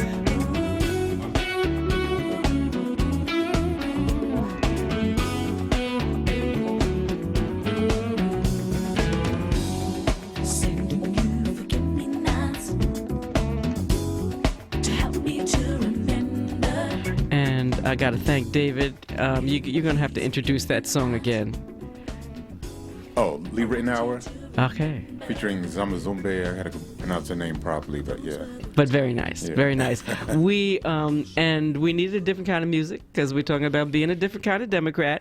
Emmanuel Bussey, really with a lot of energy and enthusiasm, and coming off a really successful primary season, want to change the direction of what we're discussing a minute to talk about what it took to kind of get some of these folk on or get some folk off. What did you learn in this past primary season, Manny, about getting someone elected? I learned that even when you broke with no money, you still can have success. I mean, I love the fact that we didn't have the money for the sheriff's race that most people had. I mean, in terms of money or campaign contributions, we were pretty poor, pretty broke, and we were able to do it because I realized that if you start early, like we started with Kathy back in March or February of the year before, pushing Kathy and pushing the millennial and pushing Isaiah. Now Isaiah started maybe a year and a half ago. So if you start early, and if you run the marathon, if you run the long distance, you actually can have success in this game. And I want to go back real quick to George's point, because I love his point. And he said that when you got to move money around, when you got to take money from somebody, that becomes difficult.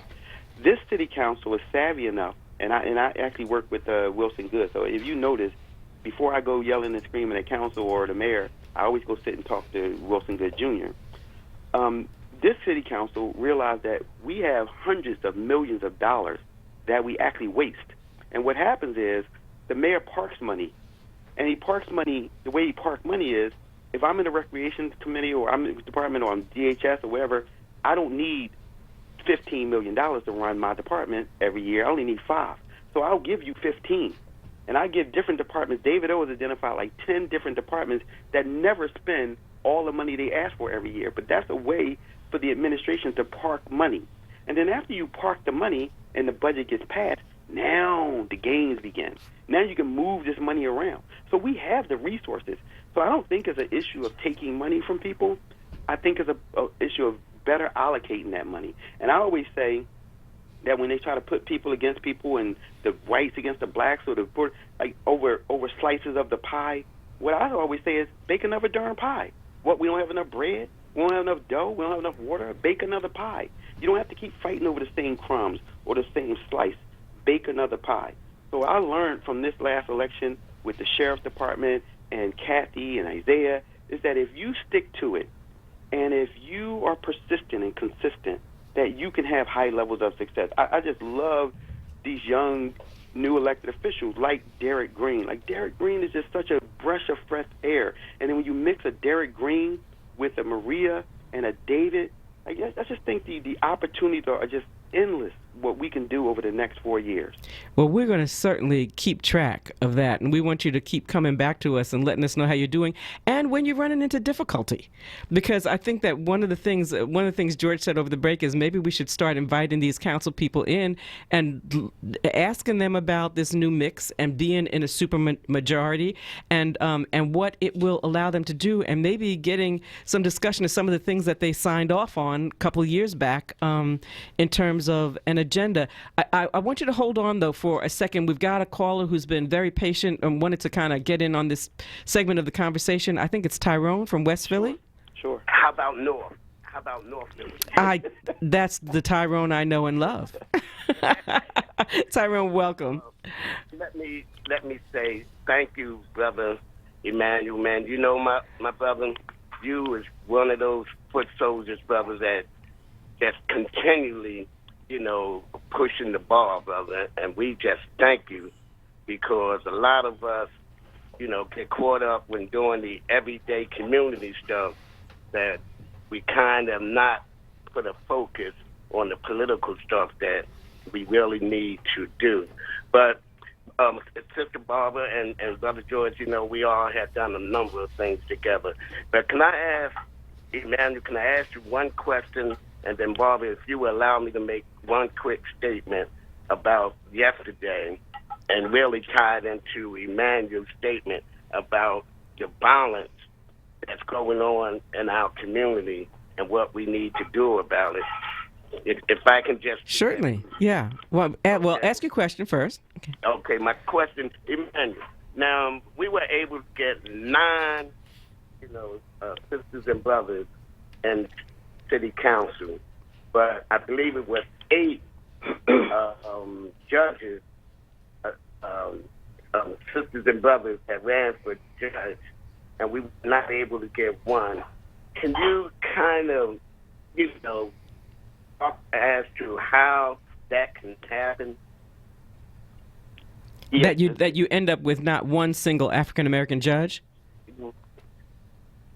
But we were able to get, even counsel at large, So, and I'm just trying to, to understand why folks do not see our judges as key components and and the process of everything. And George, if you want to, take a stab at it, I know y'all had talked about it on other programs, but since we are having the opportunity to really focus on what took place in the election, if somebody can just kind of just shine in what happened, that we were not able to get one of From my perspective, Brother Tyrone, and thank you, Tyrone, and yeah, you one of them brothers that, that been out there, you out there way before me, and, you decided to take an approach and stick to it, which I love. I love the people that run that long distance race, and I love those people that are consistent. And I appreciate everything that you do as well, my brother. To answer your question, Brother Tyrone, is I guess I'm guilty of it as well. We place more priority on the legislative branch of government. George said, we've had power. I'm not going to disagree with George, but I'm an engineering student from Drexel, and I believe that power is the capacity to direct or influence the behavior of others or the course of events. And we don't have the ability to direct the behavior or change the course of events. We don't have that ability. John Doherty can get any judge elected that he wants because he has, in my opinion, the ability to influence behavior and courses of events. We don't have that, and the only reason we don't have that is because we refuse to cooperate and collaborate at high levels. So to answer your question, is we haven't prioritized the judicial branch, Brother Tyrone. It's just, where do you want to place your priorities? Because with limited resources, we only can do certain things. And, I'm guilty. We just choose to focus Marie and Wayne and all of us and Rochelle and Shantae. We just decided to focus our attention on the legislative branch, my brother. Okay, thank you, my brother. And just on the point about the violence, Reverend Joe said in church yesterday that one of the things that we have to stop doing is wasting positive energy on negative stuff. You just can't. Right now, we just don't have, the time, the resources, the wherewithal to be focusing positive energy on negative stuff, because this brother said to me yesterday, hey man, you ain't gonna believe this. He said to me, a young boy told him the only time that they need to put on the suit is when they die. This is a mindset that our young folks are living through. And then to close, one of the sisters at church mentioned that the young lady that was killed on Tuesday, 27 years old, was shot with 2 children. And the thing that I've been focusing on around this violence is really trying to deal with the consciousness and the hearts of those folks who are doing the violence. Because, and Bob, I say this all the time, whatever reason, the impact of this violence, not only the families that, deal with the one that did it, then the one that, the victim and the perpetrator, and all the other stuff that comes, behind it, the court, the public opinion. For whatever this reason is, these who are doing this violence cannot see the major impact that it is having on everything. And right now, our communities are in such desperate need of wins and victories and resources that we just can't afford to lose not one body, not one. I can't understand why they can't see that. So thank y'all for allowing me to share that. And that's the thing that I'm focusing on, trying to get these young folks to see. What? And we thank you and love you for your efforts all these years, Tyrone, truly. And so this microphone is open to you whenever you want to call in. I'm gonna let George make a quick comment on the judge's issue.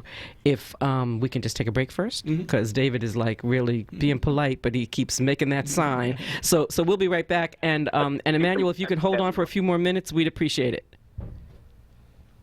Brothers and sisters! Don't miss The Source. Weekdays, 10 a.m. to 1 p.m. on Word Radio. WordRadio.com and the Word Radio app. B2B is on a mission to save our children. Shoot for the Stars basketball camp invites you to sponsor a deserving student for their boys and girls basketball camp from July 18th to July 19th at the School of the Future, located at 4021 Parkside Avenue from 9 a.m. to 2:30 p.m. The cost is just $250 per week. Your support will play a vital role in helping them provide valuable basketball instruction to students, both boys and girls, from the ages of 8 to 18. For information, call 215-778-6259. Word family, our friends at Amoroso's Baking Company are hiring right now. Amoroso's has been baking the delicious bread in our community for over 100 years, and they want you to join their team today. The old and the young love Amoroso's, and they're hiring right now. Check it out. They offer fair pay and provide health, dental, and prescription plans after 90 days of employment. Call Scott Drummond at 856-754-0360 or visit amorosos.com for details. Now, with more clarity, this is Word Radio, 96.1 FM and 900 AM WURD Philadelphia. Streaming live at WordRadio.com. You're listening to The Source On Word Radio. 96.1 FM and 900 AM WURD.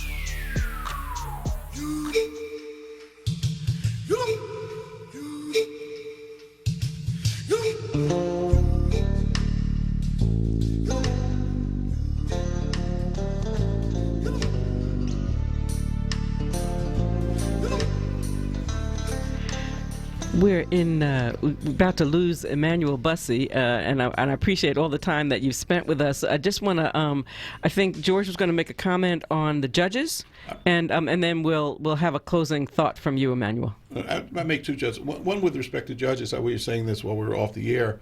If there's one group of people who have shown the ability to defeat the party over the last decade, it's been judicial candidates. To my knowledge, in this most recent election, there was no political force that was really largely behind any particular judicial candidate, and so they didn't have the ability to get the traction that they needed to be successful. But I think the most important part of this conversation is it doesn't make any difference, Manuel, whether you and I differ in some spaces, because we do, but what I hope and I encourage, and I think what's necessary, is that you power through the disappointments that I guarantee you will have working with elected officials. They will let you down at times when you don't expect it, and they will be where you need them to be, perhaps at times when you don't expect it. But I think it's important that you and your group keep powering through. I would encourage you to think about where we do disagree fundamentally, and I think it's important for you, there is a need for a more clear agenda. Over the last 20 years, we have seen poverty increase, not decrease in the city. We've seen violence increase and not decrease. We've seen education get worse, not better. We've seen African-American businesses get smaller, not grow. So there needs to be an agenda to figure out how you address those issues, and I think you all have the talent and the intellect and the ability to do it, and I applaud you in what you're doing, and keep the faith. And so here's an opportunity for you to make a closing comment, Emmanuel. And my last question to you is whether you all are going to get busy on a national level, since we are looking at the presidential in the next, actually it started. We had the debates last week. Oh, did we lose him?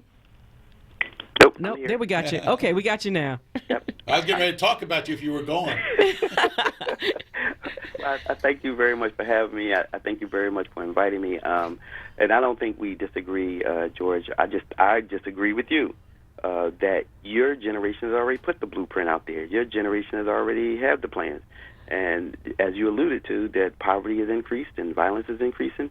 It's because of the lack of execution. I think that your generation did a very good job of laying out the groundwork and laying out a foundation for us to figure out how we come together and work together to execute what you have already defined as meaningful, legitimate solutions to our problems. Community-based involvement and engagement is always key, and the generation before us, your solutions were based on that, based on community involvement. And I think that those solutions that you kind of, now, you need a few tweaks, to leverage or take advantage of the technology that we have now. But, I don't think we disagree too much, George. I think we do need a plan. We do need a blueprint. But I think that it's already out there. We have a summit coming up on October 4th and 5th to discuss the execution of solutions. I think that, we don't want to spend too much time trying to rehash ways to solve the problems before we execute what we already know are tangible, legitimate opportunities to have success. I want to just close by saying that I have the utmost confidence in the selected body in the city of Philadelphia. I don't think that we'll spend a lot of energy focusing on the presidential race because, as you know, Barbara, the Supreme Court has just decided that partisan gerrymandering is okay with everybody. So the 2020 state legislative races are absolutely critical. We must flip the PA Senate because it's going to have ramifications and repercussions over the next 10 years after the census. So this 2020 election at a state level is so critical because they will determine the maps. And they can draw the maps to have Pennsylvania only have one or two, maybe three Democratic congresspersons if they get to draw the maps. So it's really critical that we stay focused on local politics. I, again, believe that with Isaiah coming in and with Kathy coming in, and keep in mind, George, we're going to have new leadership in city council. The majority leader, Bobby Heenan, who's under federal indictment, I can't even say that loud enough. Hopefully he'll be gone. The minority whip, which is Bill Greenlee, he'll be going. Blondell, who has been great and wonderful, she'll be going. So you're talking new leadership in council. You're talking non-black African Americans in council. You're talking 12 people of color in council. I'm just excited at the possibilities that are presented before us. If you think about it, and George, you could tell me, you know better than me, when have we ever had in a 4-year span, or it rarely ever happens, you had this much potential power, or I'm going to use your phrase, potential power in council, and you're going to get a new mayor, a new governor, and a new president. Those are three. You're going to get all three of those things, and all three of them could potentially be Democrats on the same side. And I'm not really focused on Democrats. I'm just saying progressive people that's going to look out for the best interest of people. You could potentially get a governor, a mayor, and a president within the next 4 years with a city council in the second largest city on the East Coast with this much influence. It's just exciting what's out there before us, and we plan on getting behind them and leveraging this opportunity as best we can. Look, I applaud you. I encourage you. I'm hopeful that it works. All I'm saying is you're going to have to work your way through periods where you're going to be frustrated. It's just the nature of politics. Yeah, if I can, I'll give you an example. we had a bill, the construction tax bill, the one that passed by 9-8. We had people that were co-sponsors of the bill vote against the bill. and to your point, we had a person that wasn't on our 9-9, Kenyatta Johnson, who was supposed to vote against the bill, vote for the bill, and it passed by his one vote. So you are absolutely right. We're going to have people, they're going to get disappointed. We're going to have people surprise us. And like you see, what happens is, George, we gave them 4 years. And this is why we can work through it like you said. We said for 4 years, we're going to back you and support you like never before. And after that 4 years, if you let us down, we're going to call for a clean sweep. So we giving them 4 years. And to your point, you are exactly right. We believe that we have the stick-to-itiveness to go through those disappointments and those ups and downs so we can come out with positive outcomes. And I'm loving that, and you have the youth and the energy to do it. And I would just say, as I said to Tyrone, please consider this a resource. You are welcome to be on our airwaves whenever you want to and need to, and to please use us old folk, this generation, as a resource, because we ain't dead yet. I mean, it's late in the third quarter, but the game ain't over. I'm in the fourth quarter. You be in the fourth. DKOD.org is the website. You can join up. You can link up. You can find out what we're doing. DKOD, different kind of Democrat. DKOD.org. All right. God bless your heart, Emmanuel, and keep us abreast of what you're doing. I definitely will. Thank you. All right. If we can take a little musical interlude here, David, we're going to turn our attention to the Democratic Party and the Democratic field on the national level. I just thought that the best show I saw last week were the two debates, but we'll talk some more about that when we get right back.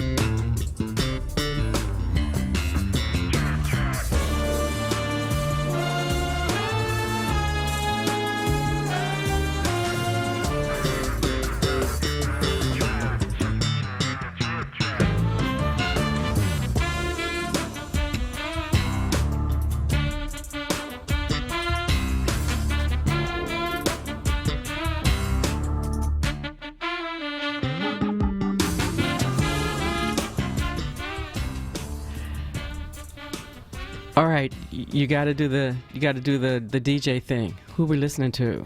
Marcus Miller. Hey. And it's called Trip Trap. Trip Trap. Love it, love it. Trip Trap. That seems like an appropriate segue for our last segment here. We're talking about presidential politics. We are being joined by longtime political and campaign expert Maurice Floyd. Maurice, welcome. As always, looking splendiferous. Well, thank you. Yeah, so we're like multimedia now. So you're on TV. Actually, I think we're doing Facebook Live or whatever they call it on social media. So George, you're gonna have to wear like your best suit next time. It's like we're not living up to the I'm glad I came prepared. I thought I was dressed up for radio. And so just before we do this, I have to say I've been looking at the monitor and there's all these breaking news pieces coming on, and apparently the guy in the White House thinks it's a really good idea to have tanks and military equipment parading down Washington on July 4th. And it's just the total transformation of like Barbara, all why of are you the so dictators, surprised about this? Dictators, right, that he's talked to in the last few months. Somebody must have whispered that in his ear, like, Kim Jong-un or Putin is, hey, look, you can't have a July 4th parade without tanks. It's unbelievable. Well, he wanted to do it last year, I think, after he left France. Yeah, it was in France where they do it. And he was talking about doing it, and when they sent him what the bill was going to cost, they sort of backed up. But he really wanted to do it.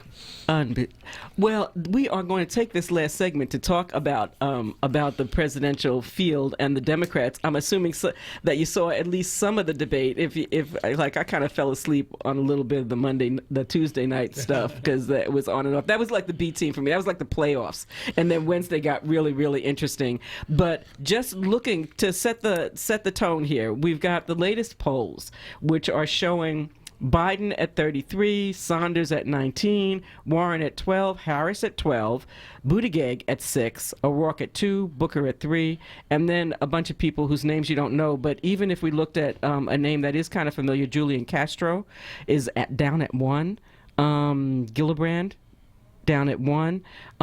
We now have a sort of a fanned out field for the Democrats, and people really did, I think, credit to NBC, get a chance to at least get to know people on last week. And so I guess my initial question for both of you is, let's do a read in terms of the field. Who do you like and who's going to make it? Or is it just too early to tell? I think it's really early. I don't think Booker makes it. I really don't. Yeah, I was going to send him a postcard about that. I see his numbers drop from last week, and he was the one that made the initial attack on Joe Biden, and it didn't move nothing. Not a minute. Not a minute. So I don't know if he's going to be on that. I doubt if he's be on this second debate. I think the one thing that got me, George, I don't know about you, but the woman that was the author, like, how did that work out? I don't know how she got there. She met the criteria in terms of petitions and money. And money. That was the criteria. She was like rich. way. She must be very rich. But she was sort of like way to the left on the screen, and that's kind of she was off the cliff. Yeah. But I think this thing's going to boil down to Biden, and for some reason or another, the media are really pushing Warren. Mm-hmm. They are really trying to position her as the person that should be the candidate. At least that's what I'm seeing, and I'm scared about that. Well, go ahead, Drew. Yeah, I think in terms of what happened last week, I think a couple of interesting things happened. We all know the Kamala Harris story, and she clearly made herself a viable candidate by what she, not just by the exchange with Biden, but how she handled that whole debate. I think she was the star of the show. But what stood out for me and what he has to really come back from is Senator Biden, Vice President Biden, beyond the exchange with Kamala Harris, didn't look presidential. He looked tired. He couldn't hear part of the time. I thought when he was trying to be strong, he was just being loud. He obviously came back from it a little bit the next day by giving a great speech in South Carolina and being surrounded by an African-American support base. I think that I would agree with Maurice. I think that people are pushing Elizabeth Warren, but I do think she was the star of the first night of the debates. But she is kind of the reincarnation of Bernie Sanders on the other side of the female component in this race, who is unabashedly, I don't know if socialist is the term or progressive is the term, but when we were growing up, she would have been the most liberal. And the other ones, I think Buttigieg, how do you pronounce his name? Buttigieg. Yeah. I think that he did a good job, but I think what he did, I don't see the mayor of South Bend, Indiana, becoming president of the United States. Agree. But he does, if there were a woman nominee, I could see him as potentially a vice presidential candidate. He's impressive. I liked him. I mean, he's impressive. I mean, but the rest of them were just filling up space, and I don't think they're going anywhere. I feel bad for Senator Booker, who I think is a good guy, smart, hardworking, is right on most of the issues, but I think he has got a really high hill to climb right now. But I do think that it's going to be interesting to see whether Joe Biden can hold the African American voting base that he has at the moment. I think that's going to be a challenge over time.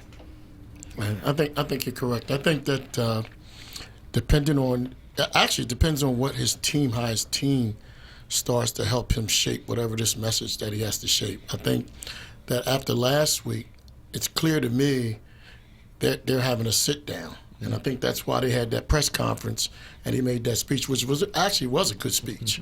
It was like a different Joe Biden up there. And I think those type of settings is where he really shows who he is. And look, I'm going to get a guy a minute. I remember the first debate that Barack had on his second term. He did horrible. It was horrible. It was like, are you kidding me? And in the second one, he was really good. So I'm gonna give Joe a pass on this one. But the thing is, though, I just don't want to see them tearing each other up like this. Well, that's my concern, that they're going to eat each other alive. And the thing about it is, we're giving Trump the ammunition that he needs. He's sitting there over $100 million, just waiting. Just tweeting, and waiting, and patiently, and he's waiting on. I mean, he has enough money to start defining folks right away once they clear this stage off. But the interesting thing is if you decide that you're going to be gentlemanly or kindly as a woman in this primary fight, then you're conceding to Joe Biden. I mean, if you just say we're going to have a cakewalk and a friendly event here, Joe Biden's going to wind up being the nominee. I'm not, and I agree with you that with respect to the first Obama debate. So Joe Biden has to be really dynamic in the second debate. But what concerned me the most of the election is seeing that Joe Biden, in addition to the substance that he provided, has to have a different persona.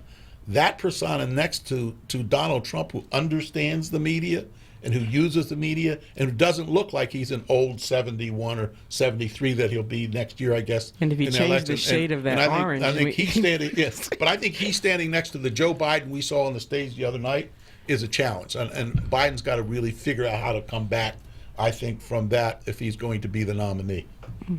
Yeah, other than that, I think that it was good for us to see who was what on the stage, and like you said, the first day was like boring.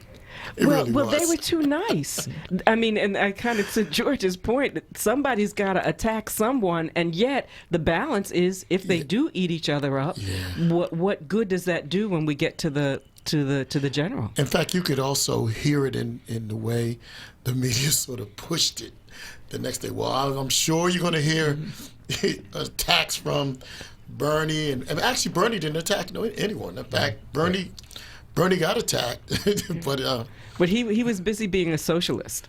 You know, and the history of competitive presidential elections is where people kind of beat each other up a little bit in the primary cycle, and then they try to move back to the center after the primary is over, and that's a funding mechanism, and depending upon who the opposition is. In this instance, I think that they're at least Elizabeth Warren is the outlier in whether she can defeat Donald Trump or not, but I think it's close. Kamala Harris has demonstrated I think she can. You know, Biden has demonstrated he could. I'm not sure the others on that stage who because they didn't demonstrate the ability to connect and get much enthusiasm. But I really, at the end of the day, it's hard for me to imagine independent voters, the independent voters who voted for Barack Obama and who then voted for Donald Trump, to decide that integrity is not an important issue in the American president. How they could justify, I don't care what the stock market is doing, because under normal circumstances, you know, Donald Trump would be a shoo-in if he had an economy, if you have an incumbent president with the economy that we have at the moment. But I just think that they're going to be the outliers, African American voters, and turnout among African American voters, and those independent voters are going to decide this election, and they've got to resolve that integrity matters. It just, you know, we all have challenges with America every day, but if you decide that you could reelect Donald Trump president of the United States, that is just beyond my imagination almost. It was beyond my imagination the first time. And it happened. But now, so here's the way the numbers are playing out. The last Real Politics poll summaries were on Tuesday. So before the debates, and it had Biden in a Democrat-Trump matchup. Biden was up by 10, Sanders was up by 10, Warren was up by 6, Harris was up by 4, and Buttigieg was up by 4. And so don't know whether the debate significantly changed that calculus, but we've got all of the Democrats beating Trump. So maybe the integrity question is what we're deciding on. Yeah, well, let's put it in perspective though. That's just a bump from last week. Mm-hmm. So as the weeks turn into months, we're going to see those polls go up and down. Yeah. So we still got a long way to go, and I think that depending on how these candidates perform, and depending on from the Oppo research, because you can guarantee that a lot of these folks are going to be fighting to be on this second debate. They're going to be fighting to be in September in that debate. So depending on what happens then is who we're going to see. And I think Kamala Harris has, I think she is probably next to Biden right now, despite the polling numbers, best position. She's managed to establish a presence, and a presence that's, you know, kind of inching in the right direction. And I think the thing that hasn't been talked about a lot that she really does have to also overcome, she's a prosecutor. Yeah. She's a prosecutor. She's a prosecutor from California. And so people have a suspicion about where you stand on issues that are really critical and that's been a point of discussion. It absolutely has. Been a big point I think she's got to figure California. She's got to figure that out as she moves forward. Mm-hmm. Yeah, it was a big discussion in California. In fact, there were a number of folks talking about her record as a prosecutor in California. So we don't know where that's going to go. And as we saw some national conversation about that, you heard, especially in this moment where criminal justice reform is now kind of top of the agenda for folk, that will, I think, come back to haunt her. We got to take a break, but after that, I do want to talk a little bit about the Kamala moment in the debate and this whole idea of race and whether that was an arrow in some major organ for Biden that's going to come back as he floats down the campaign trail. We'll be right back. Keep on pushing. Keep on pushing. Ah, the memories. Living at 32nd and Haverford, attending Morton McMichael Elementary, and Mom taking my siblings and me to the Leader Movies formerly at 41st and Lancaster Avenue, and while in the movies, passing out those tasty fried surplus Spam sandwiches wrapped in wax paper. Mom told us all to keep on pushing when things go wrong. When they did, we did. She helped us build an intrinsic motivation to navigate through all the distractions growing up. Greetings, I'm Stanley H. Green of Advanced Path Academics. We help provide school districts around the country with a diagnostic tool that determines whether students have intrinsic motivation as well as other powerful social-emotional skills. For more information, go to advancedpath.com. I'm Stanley H. Green reminding you to learn the power of your thinking and to thank a school teacher or administrator today. Keep on pushing. Vital Signs, Wednesdays on Reality Check with Charles Ellison, 4 p.m. till 7 p.m. right here on Word Radio, 96.1 FM and 900 AM WURD. Streaming live on WordRadio.com. Wake up and text. Text and eat. Text and catch the bus. Text and miss your stop. Wait. Text and be late to work. Sorry, I'm late. Text and work. Text and pretend to work. Text and act surprised when someone calls you out for not working. Who, me? Text and meet up with a friend you haven't seen in forever. Hi. Oh, hey. Text and complain that they're on their phone the whole time. Text and listen to them complain that you're on your phone the whole time. Text and whatever. But when you get behind the wheel, give your phone to a passenger. Put it in the glove box. Just don't text and drive. Visit StopTextsStopWrecks.org. A public service announcement brought to you by the National Highway Traffic Safety Administration and the Ad Council. Word Radio, 96.1 FM and 900 AM WURD. You're listening to The Source On Word Radio. 96.1 FM and 900 AM WURD.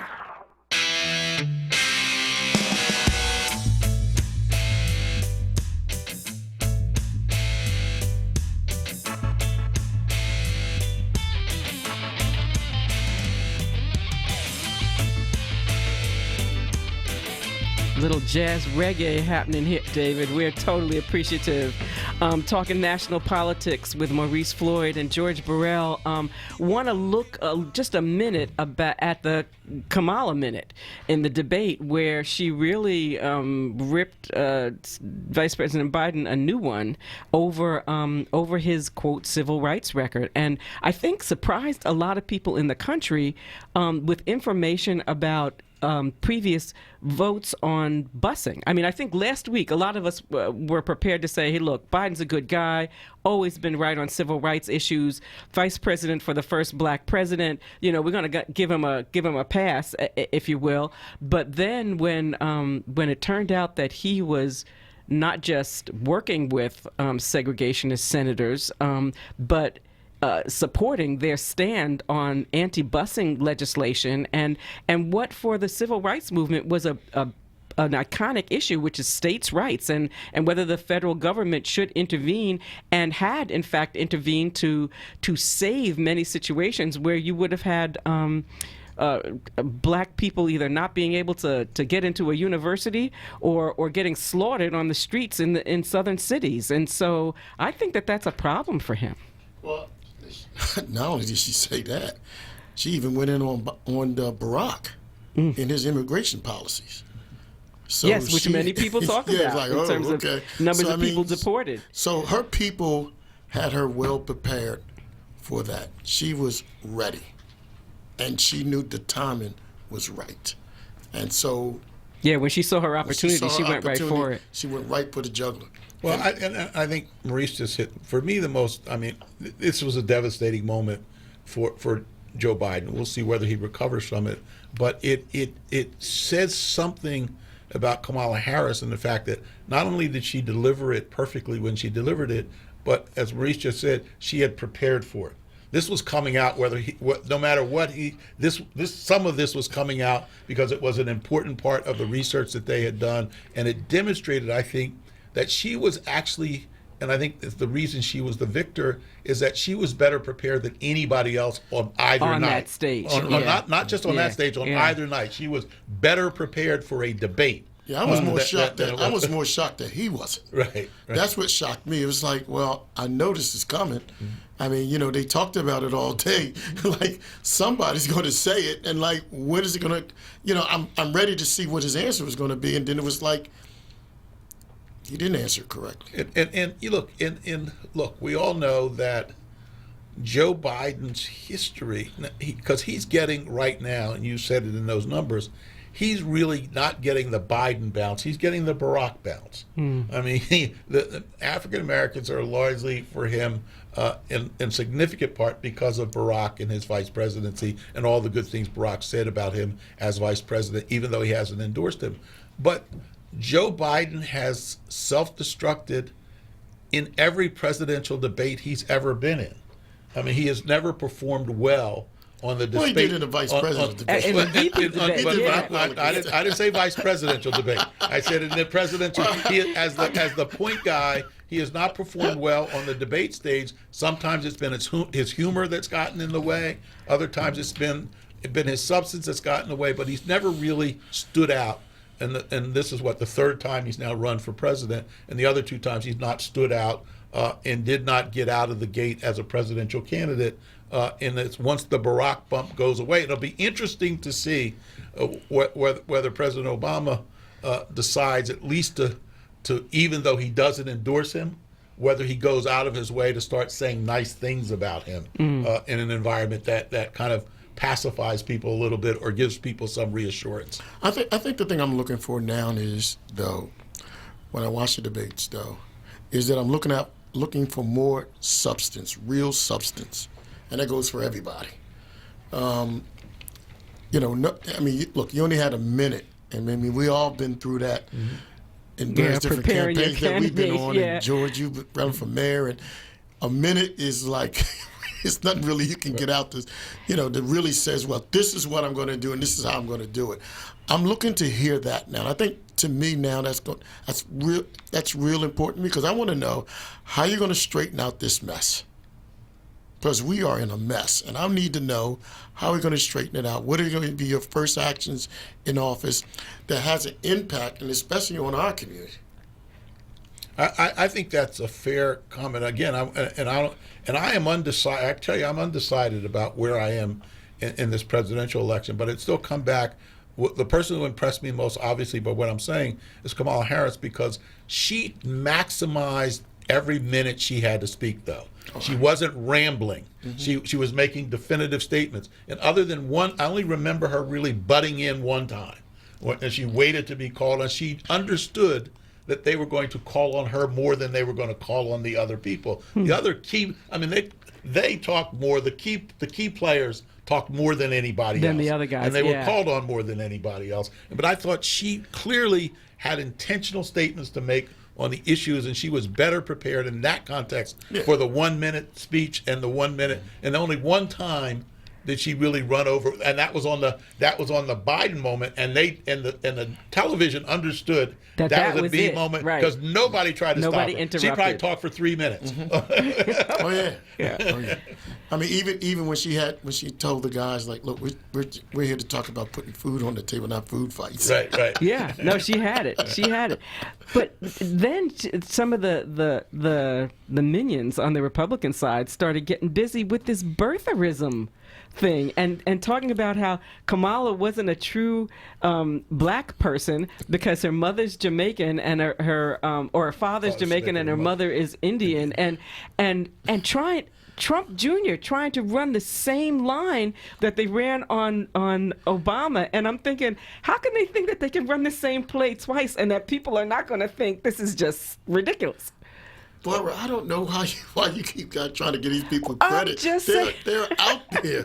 I mean, you expect this sort of stuff from them. And I mean, look, if you think that's something, you just wait. Yeah. Yeah, and interesting. It's interesting because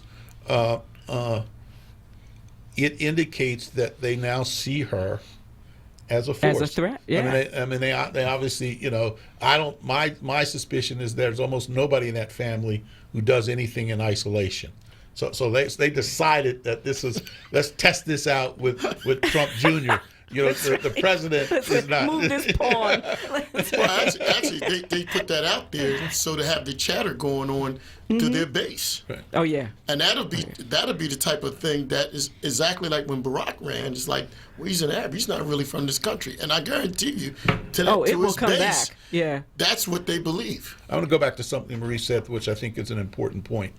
He said he wants to hear in the upcoming debate substance, and I agree that I think substance is important because the Trump strategy is to deflect away from substance. His strategy is to make it about him.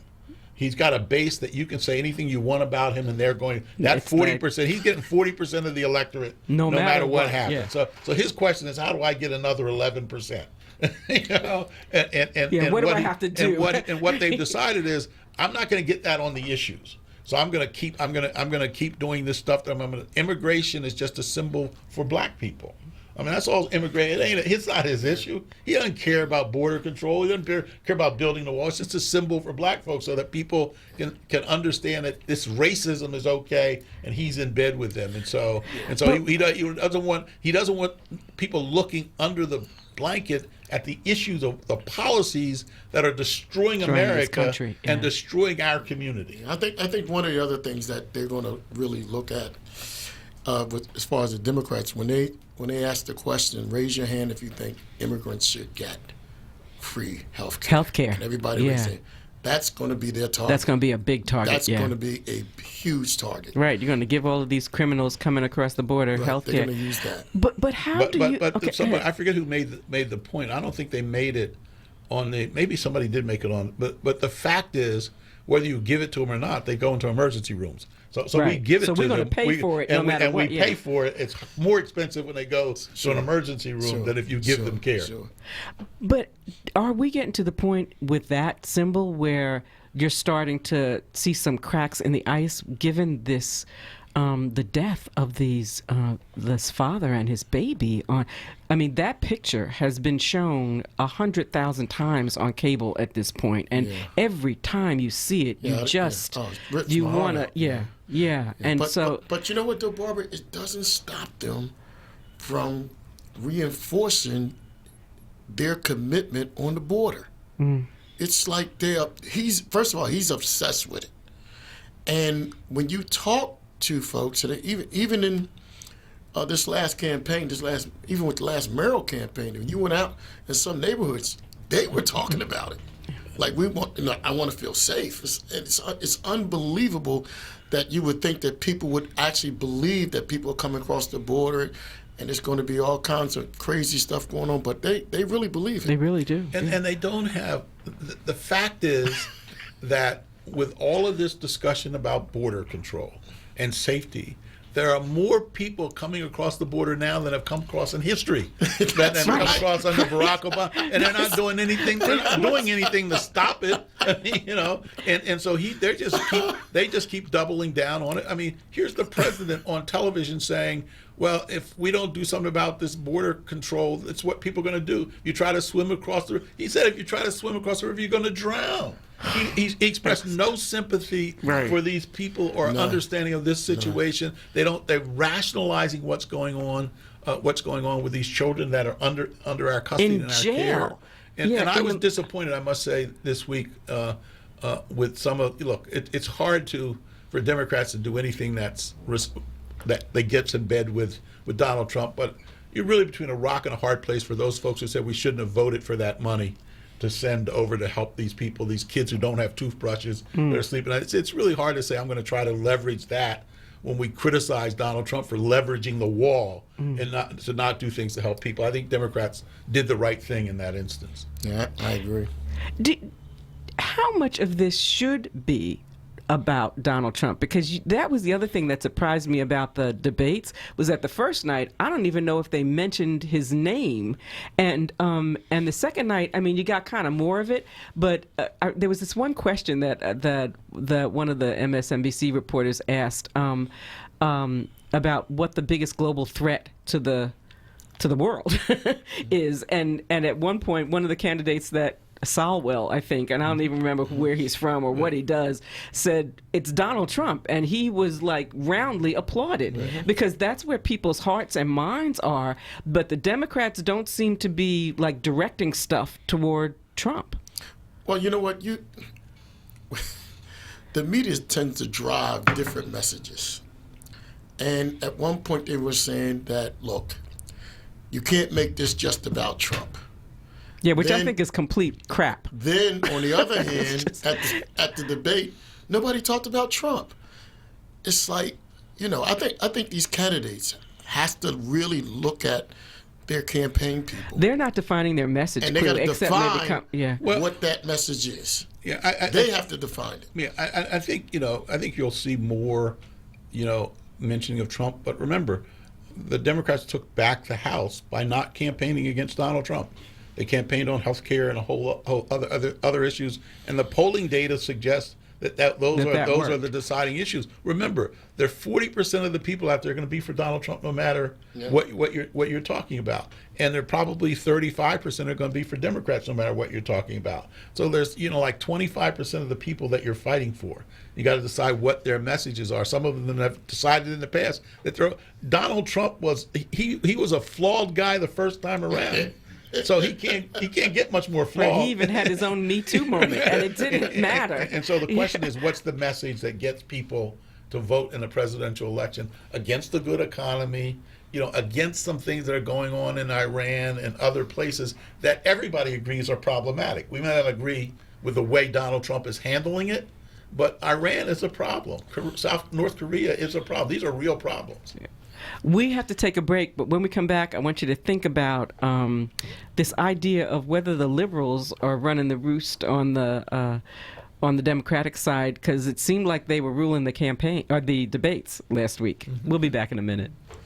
Tune in the first Wednesday of the month for EcoWord's Pico Energy Wednesdays during Reality Check with Charles Ellison at 5 p.m. Pico, powering communities. Be heard. Want another way to join the conversation? Follow us on social media using the hashtag onWURD. Be heard. Stay connected to Word Radio. Independent Black Media. Some knowledge belongs to us and us alone. The way our girlfriends walk, the way they talk, the way they touch their hair. We hold details that only a sister can know about her girls. But what about our other girls? The ones that we carry with us every day. Can we describe them when everything's right? Can we feel when something's wrong? Our bond with our sister girls gives life. But knowing your breasts can save it. Go to knowyourgirls.org for the facts you need on breast health. That's knowyourgirls.org. Brought to you by Susan G. Coleman and the Ad Council. Listen and imagine.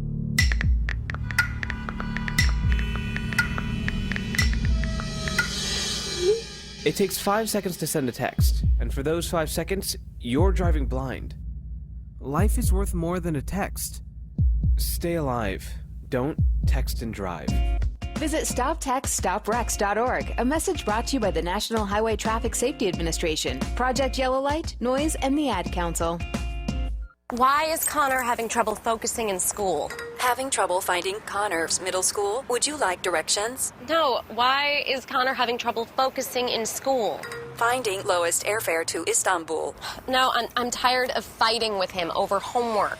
Home walk restaurant. Need a review? No, I need help. He's very smart, but his mind wanders. He's disorganized. I think I understand. Oh, good. Finding best potatoes for French fries. No! Russet. Fingerling. Yukon Gold. Why don't you understand me? Sorry, I was trying to show how Connor feels every day. Frustrating, isn't it? Redirecting to understood.org. For the 1 in 5 kids with learning and attention issues, this is what life can feel like. Explore understood.org, a free online resource about learning and attention issues, designed to help your child thrive in school and in life. Understood.org, because understanding is everything. Brought to you by understood.org and the Ad Council. Get your money straight. Get my money right. With Solomon Jones and Akbar Hassan. Fridays on Wake Up with Word. 7 a.m. till 10 a.m. Hosted by Solomon Jones. Exclusively on Word Radio. 96.1 FM and 900 AM WURD. Streaming live on WordRadio.com and on the Word Radio app. You're listening to The Source On Word Radio. 96.1 FM and 900 AM WURD.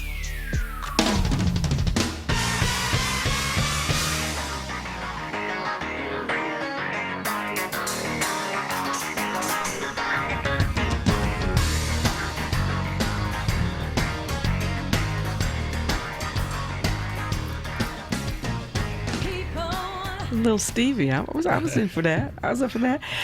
Talking national politics with Maurice Floyd and George Burrell. Seems like what we saw last week, again, was that the liberal, even to progressive, and if we put another slash on there, almost socialist wing of the party was kind of winning and getting more time and having more light shown on them. It made me wonder whether there were so many of them on that stage that Bernie is going to fade like a falling star because, you know, he's got a lot of competition. Well, I'm kind of scared of that word now, progressive. I'm kind of scared. I get to run because I think that, and that's why I'm concerned. I'm concerned about how this debate is shaping up, and I want to hear more substance. I don't want to, look, these great proposals that they're putting out there, they sound great. I want free college for my grandchildren. I would love free college for my grandchildren. But do you think we're going to get it? Free college for our grandkids, free health care. Are we going to get that? I doubt those it. are major. But we're not getting a wall either. So There's a campaign. A wall in a hard place. That was good, George. I also think that next, I think that not enough attention is paid on the fact. I mean, we'll get to the liberal issue, but the guy who damaged himself, not just because of these other folks who were around, right, but the guy who damaged himself as much last week on television was Bernie. I mean, he did not do that well. Didn't do a very, very good job at all. I mean, look, the biggest fear is the one person who has a chance to win is Elizabeth Warren. Is she too far to the left? Well, if she wins the election, she's going to try as hard as she can to get as far back to the right as she possibly can. Aiming for the center. And I think that this is what we were talking about earlier, and that is that if you think Donald Trump is really vulnerable, then any qualified candidate's going to beat him. I mean, unless you get this racial component of the society that bends in the direction of the quietly racist part of the society that quietly bends in the Donald Trump direction. If they're going to bend in that direction, I think they're bending for an African American woman candidate, and they may not. And as I said earlier, Trump could look more vibrant than Joe Biden looks. I mean, and the other thing that you have to deal with in the Joe Biden, which has not become a question yet, but you almost have to see Joe Biden as a one-term president. It's hard to imagine him as and so if you're a Democrat, do you want to elect a guy who's going to make you be back in the trenches 4 years from now? And not only back in the trenches 4 years from now, but that campaign starts almost a day after he's sworn in as president. Yeah, I think you're right, George. And I think in his mind, he's probably looking for a one-term. I really think he's looking at one term. And I think people are probably looking at him and saying, look, we just need you to get in there, straighten this out, and we'll have it. Right, so we can kind of get back on track. And we'll take it from there. Mm-hmm. But I do think, I really think that that Warren will have a problem. Mm-hmm. I really do. And I think they've already attached. They're sharpening the arrows for her. They are sharpening the arrows for her, and she won't be able to run from that. And even if she tries to move to the center, right? They're gonna bang on the same way they did with what they did with Clinton.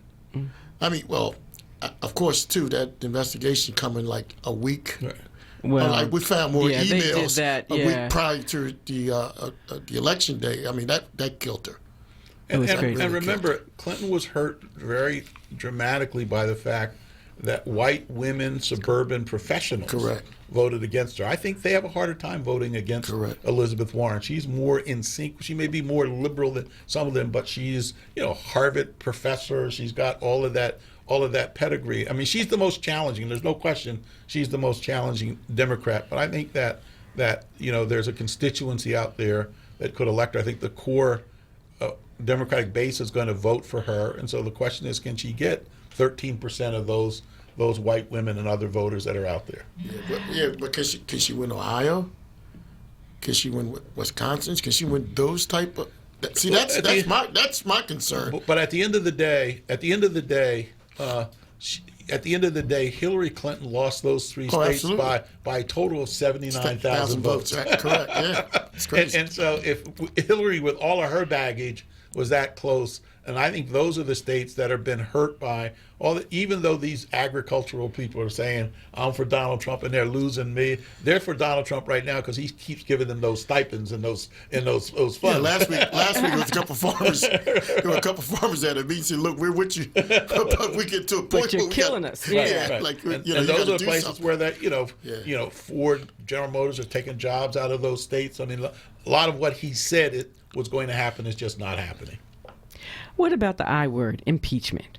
I mean, is that going to be a real threat? Are the Democrats going to, go push it through the House? And should they? And is that a real tool in an election campaign against him? I think impeachment is a mistake. And the reason not because I don't think he is committed high crimes and misdemeanors that would warrant his being run out of office. But the reality is that you can't complete an impeachment process between now and the election cycle. And I think he benefits from being in the midst of an impeachment process, which he can call all kinds of names about and say all kinds of things about as a candidate. I think that ship has sailed. Yeah, I think Pelosi's doing the right thing. I think holding back. And you got some folks, and look, they're trying to move in the direction of where their constituency is. But then Pelosi's looking at it like, look, and I got to hold on to the House. And we got some of these Democrats here that will lose based upon pushing that type of an agenda. And I think I agree 100% with George. You just can't push this knowingly that the Senate is they're not going to vote for an impeachment. Well, what's the point? Well, for me, I would just feel better. I just think that something has to get him, and that there are lots of people in the country, and it's a little more than feeling better, but would even be encouraged that something can smack him in the face. Yeah, but whose message would be louder, though? You're not going to get to the end of that process by the end of the election cycle. Because everybody, remember, all the House runs for re-election next year. True. They're not going to be sitting around talking about holding impeachment hearings. I'm going to sit and watching them while my people running against me out there campaigning. And if I'm one of those moderate Democrats, I'm coming back to my district, and they're looking at me like have you lost your mind? You lost your mind? You're out of here. Both of you have talked about substance. We have just a few minutes left, but what do you think the big issues are going to be, should be? I mean, clearly healthcare bubbled up last week. I think from our side of the equation, healthcare is going to be a major issue. I think the judiciary is going to continue to be a big issue that people are going to, hope Ginsburg can hold on until you at least can keep at least a 5-4 balance in the courts, and then appointments to the federal district courts around the country. I think those are going to be huge issues.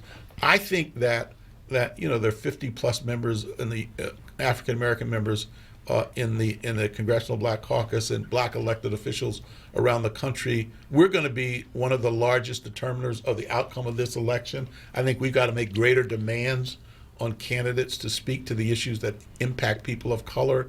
As we were talking about earlier today, when you say diversity and inclusion in America, that doesn't necessarily mean that you're focused on African Americans.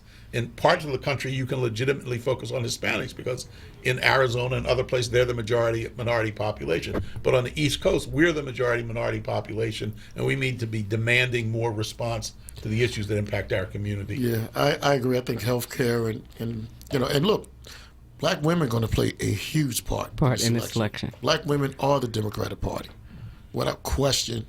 They hold their own. In fact, thanks to the black women, I think Clinton came the closest that she was going to get with that vote. In fact, there's some women groups, when you listen to them, they were kind of peed off about the white community. The women vote, voters not supporting them on that particular issue. And last but not least, the one thing that George Castro, as good as he did, his numbers went backwards. Went down. It's I know. like, huh? I mean, I thought he was good. Yeah, he was. And immigration's going to be a big issue. It's a big issue. Yeah. Gun violence. Yeah. It'll be an issue, but it's not going to be a front burner issue. Front burner. We are out of time, brothers, gentlemen. Thank you so much, George, Maurice, Emmanuel Bussey, who joined us a little earlier. We're going to have to do this again because clearly we are just at the start of the season. All right. And David, thank you so much for keeping us calm during the breaks, in and out with some great music. I'm Barbara Grant. We will see you again next week. Peace. Good to see you, man. You doing all right? Yes, sir. Yes, sir. How's my...